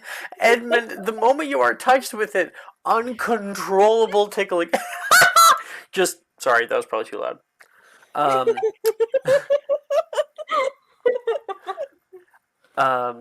Just uncontrollable laughter comes over you.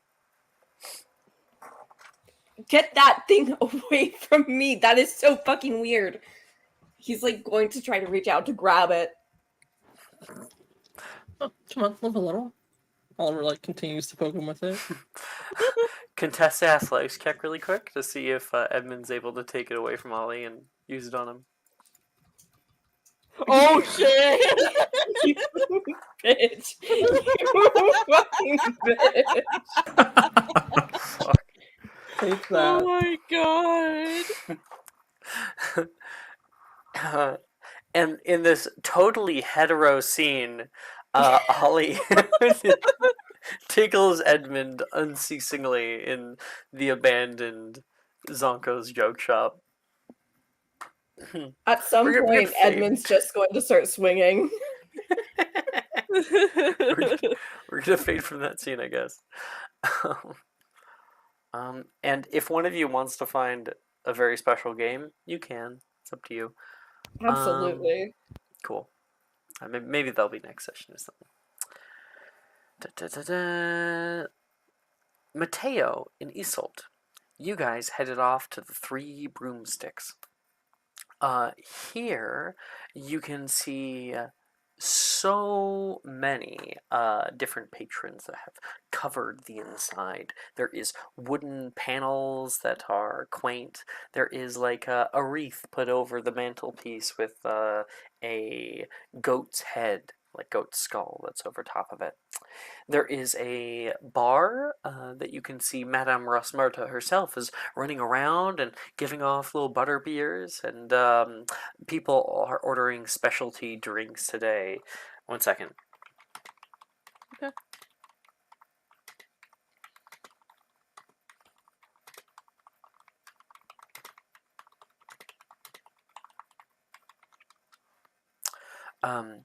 You see like the large menu. They have some like just like pumpkin spice stuff. They have different spirits for the alcoholics around us. There's like one that's Wolfsbane Potion Punch. There's the Poltergeist Pint, the Goblin Grog, the Vampire's Kiss, the Zombie Zest. Mateo, hey, it's yours. Which screams out to you, Isolde? And Just tell there you is about one the that forte. actually is a screamer. It's the Banshee Screamer. Yeah, that one. That does sound nice. But, you know, I assume these are all limited time things for Halloween. Indeed they are, love. Sit anywhere you like. You can see Madame Rosmerta has noticed the two of you guys walking in. Oh, Happy Halloween! thank I'll be you. right with you. Thank you. How do you think they got that goat head up there? That's I'm not too sure. Though this place looks fantastic, even though it's a bit crazy in here. Let's go catch some seats though before they all get taken. And Mateo doesn't notice, but there's a shadow in the window staring toward the two of them, ghostly, ethereal, and floating. And then the camera kind of cuts, and you guys go find a seat. It's not long until Madame Rosmerta herself shows up running by. Well, hello, you two. Ooh, very scary. Inferiors. I've seen them with my own two eyes. Oh, really? That's And as interesting. for you, going as a hag, are you? Careful, not to upset the old Kaliak that lives nearby. that's close, but even more scary. I'm a fortune teller. I can read your fate. Oh, fortune teller. Well, what terrible way am I gonna die, huh? I would tell you, but if you were to know, it might alter fate. That's true. I should have never thought of that. Well, what do we have to drink, dearies? Maybe the Banshee Scream for the both of us? Ooh, Banshee Screamer. ×2. You got it. Be careful, though. It does come with some earmuffs. Non-alcoholic, obviously. Of She goes course. back. Yeah. Thank you. Say, Mateo, do you notice any other customers that might not be so possessive of the drinks? Not so possessive. Can I make a perception check? Anything. Not so what? Possessive. Wait, what was the question, Faith? Basically, asking if there's any other customers around that might not be paying attention to their drinks. Ah, you're gonna I roofie see. somebody. I understand. Yeah, sure. Make a perception check, Mateo. Okay. 19. Looking around, you see if there's anybody that you know, and sure enough, there is. I had it, but yeah. Right now, Oh no. right now you can see. Sorry. Brett is here alone. Oh, oh man. And he still has his costume on.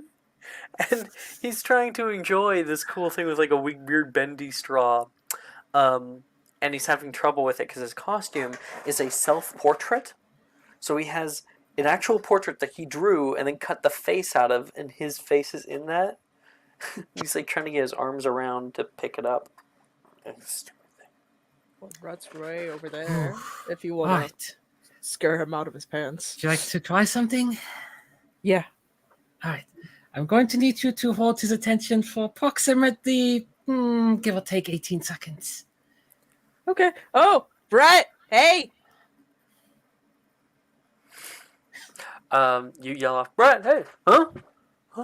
He starts looking around. No, and then right he over locks here, eyes with you. silly. And he's trying to, like, you know... Hey, Mateo! Hey, Mateo! Hey, you guys looking for another? I was just grabbing a good drink. Oh, no, I just wanted to stop by and say hi for a sec. Your costume's really cool, though. Thanks! I actually did all of it myself. It's like a whole DIY thing. First painted the canvas. I actually made the canvas. And wait, you're interested in my costume? Yeah, it's really cool. He says with a big smile. Well, I made the frame too, all by myself. Yeah, that's really cool. I got some good woodworking skills. Professor Milne actually knows how to do it. He's got a few old Muggle tools to work with. Professor Milne, he's that Muggle teacher, right? Yeah. What's happening in the background right now, Isolde? Isolde has been using minor illusion to layer the floor around Brett to mirror image what she saw in the Bogart class. Oh dear. Okay, I'm gonna make a quick little perception check. Natural 20, the worst time to get a nat 20. No! So Brett's like talking to you for a little bit. I'll make it quick. Charisma save, actually. Okay. Disadvantage. Yep. So he looks at you, Mateo, and he says, "That's really nice of you. I haven't really gotten a whole lot of people asking about it, but I put a lot of work into it. I was kind of sad because I did actually do my face, and then I had to cut it off." Oh, that's really unfortunate, but you do look really good though, Brett. Rin helped me out with the... He immediately notices and begins screaming at the top of his lungs, "It's back! It's back!" Are you okay, Brett? Something going on? Isolde will kind of come up from behind Mateo. That's so cute, and like grab the cup from the table. He like looks at Dad and then looks back, and it's gone. What was going on there, Brett? It's not like you to scream like that. No. It looked like you were about to fall down an infinite chasm. I think we're in the Three Broomsticks right now, Brett. It's been a long night. Hmm. Well, it was nice talking to you, Brett. I'm sorry for whatever was going on, but Yeah, I'll catch up with you later, though, with Reese and yeah, everything, okay? that's a rational response to that. Okay, see you. He walks away.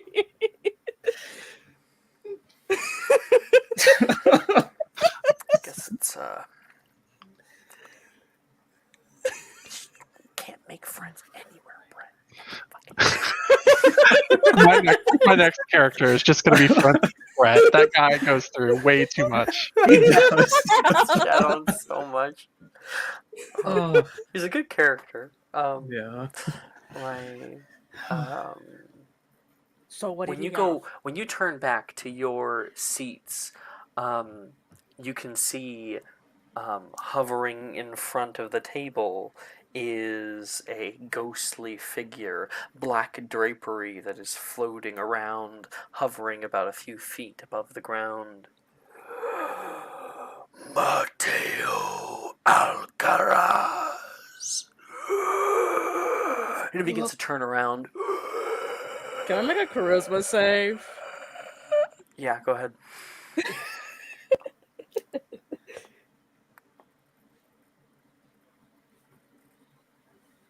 Well, not one. Do you want my subscriber or do you want to keep Please, that? please. Okay, yeah. Thank you. Another net one. 10.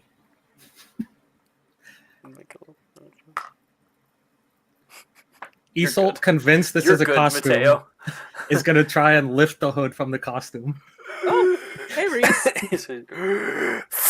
Oh, hey, Reese. Come on, Isolt. And he drops. That was Yeah. cool, though. A cool Yes. costume. Maybe a little epoximize next time so it doesn't come off. You guys getting drinks without me? Well, yeah. Oh, Well, Brett's so- over there, but I think he's kind of going through something. Brett's like, I was going to invite him, but he looks like he's kind of going through it. Yes, but keep your chin up. People are leaving drinks around everywhere. You never know where you can get one. Yeah, exactly. from the bar. That's where you can get one.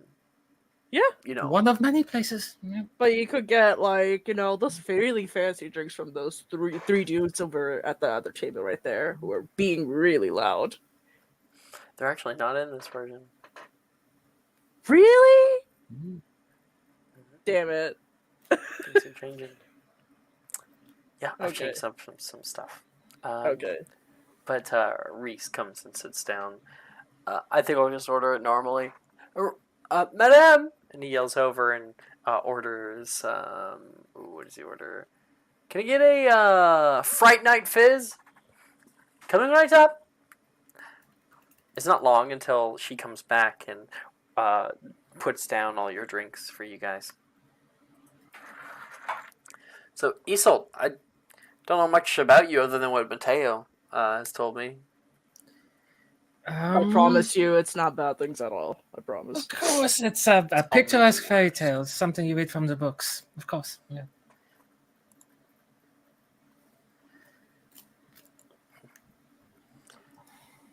Sorry, you're a fairy tale? Yes, she's basically a figment of our imaginations. Oh, that would make a lot more sense, actually. I am like the most innocent fairy tale fictional character you can imagine that never does anything harmful or mischievous or trickery or nothing like that. Nope. Mm-mm. I was actually thinking more like a paralysis demon that lurks in the corner of the room, but that kind of works too. Because you know how they do those little illusions and whatnot? Yeah, like that. Oh, that's a trick I picked up. Your drink, by the way, it has like a lid on it, and whenever you open the lid, there is white steam that comes flying out of it, and there is a banshee-like wail that screams out the top of your thing. You're able to close it and put a straw in, and then you can just hear this kind of echoing noises of whispers on the air while you're drinking it. You know, You know, these banshee drinks are really good. hearing the screams, I just have this fictional encounter in my head where I'm imagining like I don't know if it really exists here, but like monster hunters that would hunt banshees, and in their training, they just have to go to this room and listen to these banshee wails from the drinks for hours on end. That's really interesting. How about we make somebody hear these banshee screams somewhere here besides Brett? Brett has been through enough. He does look a bit down, doesn't he? We should invite him over. Feel bad. I mean, if we got enough of these, we could go by the abandoned house and make people think it's haunted. Oh, true. I did see that. What's going on with that house? Well, it's been there forever. Ever since I was a little Really? boy. Just Wait, no, I think when I was really young, my parents took me around here. I think someone lived in it then. But I was maybe 6. Oh. so it's been what, like 7-8 years and nobody's moved in, huh? But it's prime real estate. You're in the middle of Hogsmeade. Yeah, Yeah. I don't know. Want to check it out? Yeah, we want to check it out. Kinda. Yeah, Want to bring Brett along for the ride too? he looks lonely. Yeah. Oh yes, let's do it. Hey, Hey, Brett! Brett! We can cut right there. Perfect. Lucas! Hello. Catboy. Part 2. Looks like Maya Mara kicked the bucket tonight or something. Lucas, you're currently out in Hog's Breath Park. This is like a little place that has a roundabout with the different local village houses. One of them is the abandoned house. And in the middle, the shrubbery and things have been moved to make way for a mounds and mounds of pumpkins that have been grown out here, a huge patch, and people are taking them out in the middle, and there's long tables filled with tools, and people are carving them for themselves. You can see little kids putting their hands inside and pulling out all the guts and stuff. These are the biggest pumpkins I've ever seen. I would love to get like a giant one, but I think they might cost a little bit. Maybe I could ask Hagrid for next year. I know he grows them. Some of these are his. I mean, I have some galleons. I could get us one if it's not too expensive. Did I hear my name invoked? Oh, Hagrid! Oh, hello there, Billy. Mr. Nut. Hey, Professor. What are you doing here? Oh, just bringing the last of my shipment in. Didn't want them to go to waste. Don't happen to have an extra in there for us, do you? Ooh. I think I might have one or two. He goes in there. Here you go. You get the tiny pumpkin.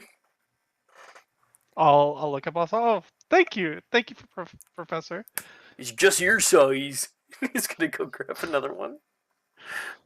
Don't worry, I can get one of the larger ones. And Billy waves him off. Happy Halloween! And you guys go off together to where you can like buy the different sections of them and find a pumpkin that you like. Lucas, do you want to use the pumpkin that was given to you, or do you want to go looking for a pumpkin that calls to you? I want to look for a bigger one than what was given to me. Okay. So we want bigger. So let's go with a few different attributes, right? So firstly, we got to go with symmetrical or non-symmetrical. I think Lucas would look for something symmetrical. Symmetrical. Nice, symmetrical. Are we going for orange, white, some other fucking color? Purple? Is Probably it a pumpkin orange. or okay, orange? Yeah. Proper orange. is this going to be a gourd or a pumpkin?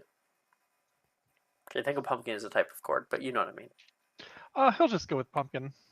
Okay, so we're and then what size? We got the small ones, we got the medium ones, which are normal sized. There's the large ones, and then there's the extra large ones. And the extra large ones will actually cost you.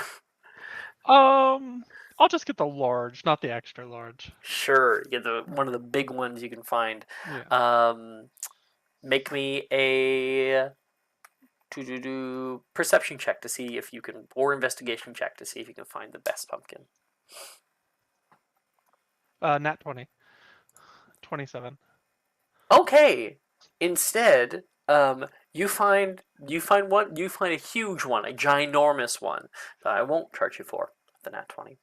And this one, I don't know, it has some kind of weird deformity. Maybe it has like a brown patch on it on one side, and so most people aren't going to buy it. You are able to buy it at a steal and are bringing it back to wherever Billy is waiting for you.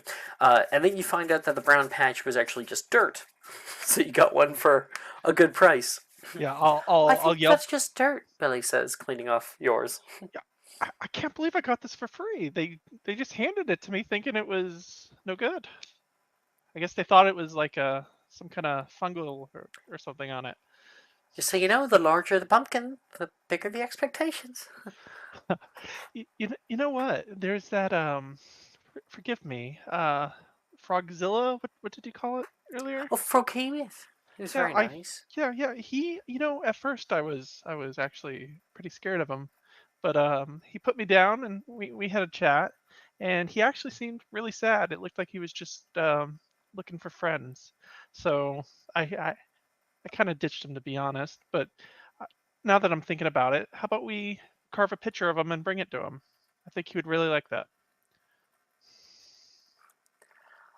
I'm not so sure, Lucas. That's very sweet of you. But the jack-o'-lanterns are normally to keep out creatures like him. Give him one, he might not like it. Might take offense to it.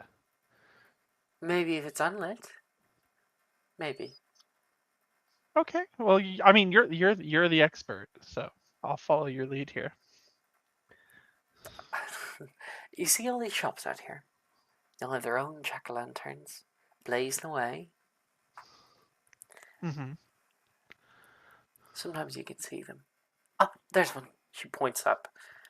See that thing? It almost looks like a bat crossing over the sky. It's not a vampire, is it? No, that's an imp. And you can see it lands nearby with two talons. Little grayish red thing. They get up to all sorts of trickery on Halloween's Day. And today's the best one of all.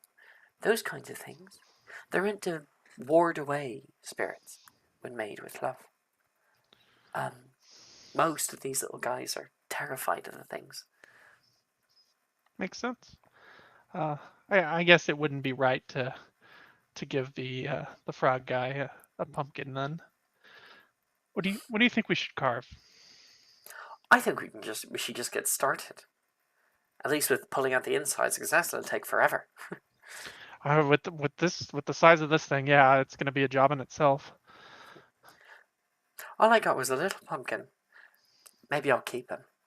She can see you. She has a white pumpkin that has very distinct like bulges that come off each side, and it's very like flat and round.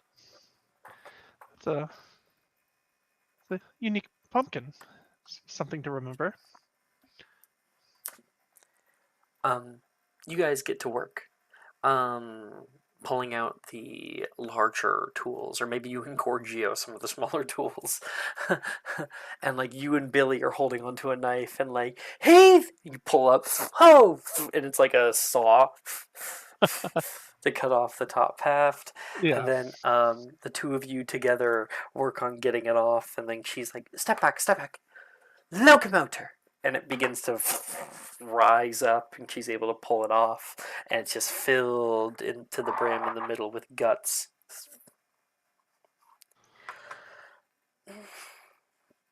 All right. You head in? Yeah, sure. I'm glad you're here with me. I would have made a proper mess of this. She puts a hand out to you, as you can see, like a step ladder that's nearby, a little stool, if you want to climb in. Yeah, I'll grab and climb on up. You grab it, climb on up, and step inside. There is guts that are up to your waist. All around here, things are stringing down, and you can hear her from afar. Hold on, let me just find you a trowel. And you're there. Camera cuts to outside as she's like looking through the tools, trying to find a little shovel. And in the background, you see the lid lift up, move back over, and then Lucas, suddenly it gets very, very dark. The lid slams down shut over your head. I'll say, Billy, did you do that? We can hear from the inside. What? I can't. Lucas! She's like freaking out. Help! Lucas, why'd you put the lid back on? I didn't. It just fell. Help me! Oh, 1 second, I'll be right there. Locomotor! You see the thing lift up and drop back down. What? Locomotor! Lift up and drop back down. Nearby, Wilfred and Rin in a fucking bush. Oh my fucking god. Billy starts to get a little afraid that you're gonna like suffocate in there. Completely unfounded. And she's going to cast out Defendo! And you can see a big triangle cut through the outer wall. And Lucas, she says, push her inside, right here. She like bangs on it. Yeah, I'll start banging the spot that I see. And you kind of push, bang, bang, bang, and it pushes out a little bit more, and then you're able to push off the back wall, and now you have a little triangular hole. Can you breathe? Yeah, it's fine. It just got a little dark. She's in a little triangle. Oh, sorry. I got just a little worried. Wasn't drowning in pumpkin just yet.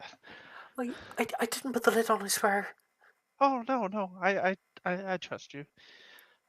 Something must have just gone wrong, you know? Stand back. I might not be able to get it up. Maybe you can. She's going to fit the trowel through the hole. There you go. Do I look like I'll fit through the triangle? No. Oh. I'll try and I'm trying to figure out how I'd get out of here. I don't want to make. We can carve it from the inside. Oh, okay, sure. Yeah, Lucas will start doing that then. Trying not to ruin the pumpkin at the same time. I'll try to get the lid off while you do that. She spends a little bit of time figuring it out. Finite incantatum, she casts after maybe 5 minutes of doing it, and the spell ends. Locomotor! And it rises up out of the way. So she goes over the edge. Oh, you've already made lots of progress. And you've like removed almost all the guts. You're very sticky though. Yeah, I didn't think I'd be swimming in pumpkin today. I don't know. You want to come in? It'll be faster if the two of us finish it. Oh no, no. I think I'll leave that honor to the men. Okay. I'll keep on like digging it out until we're like done. And you guys work on it more together. And the experience has only brought the two of you guys closer. Exactly what Wilfred and Rin were planning. Mm-hmm. Secret Cupids. And when we come back next week, we'll be able to probably continue on with this little bit of fun, as well as something else. We'll see you guys next time. See Bye, you, stream. stream.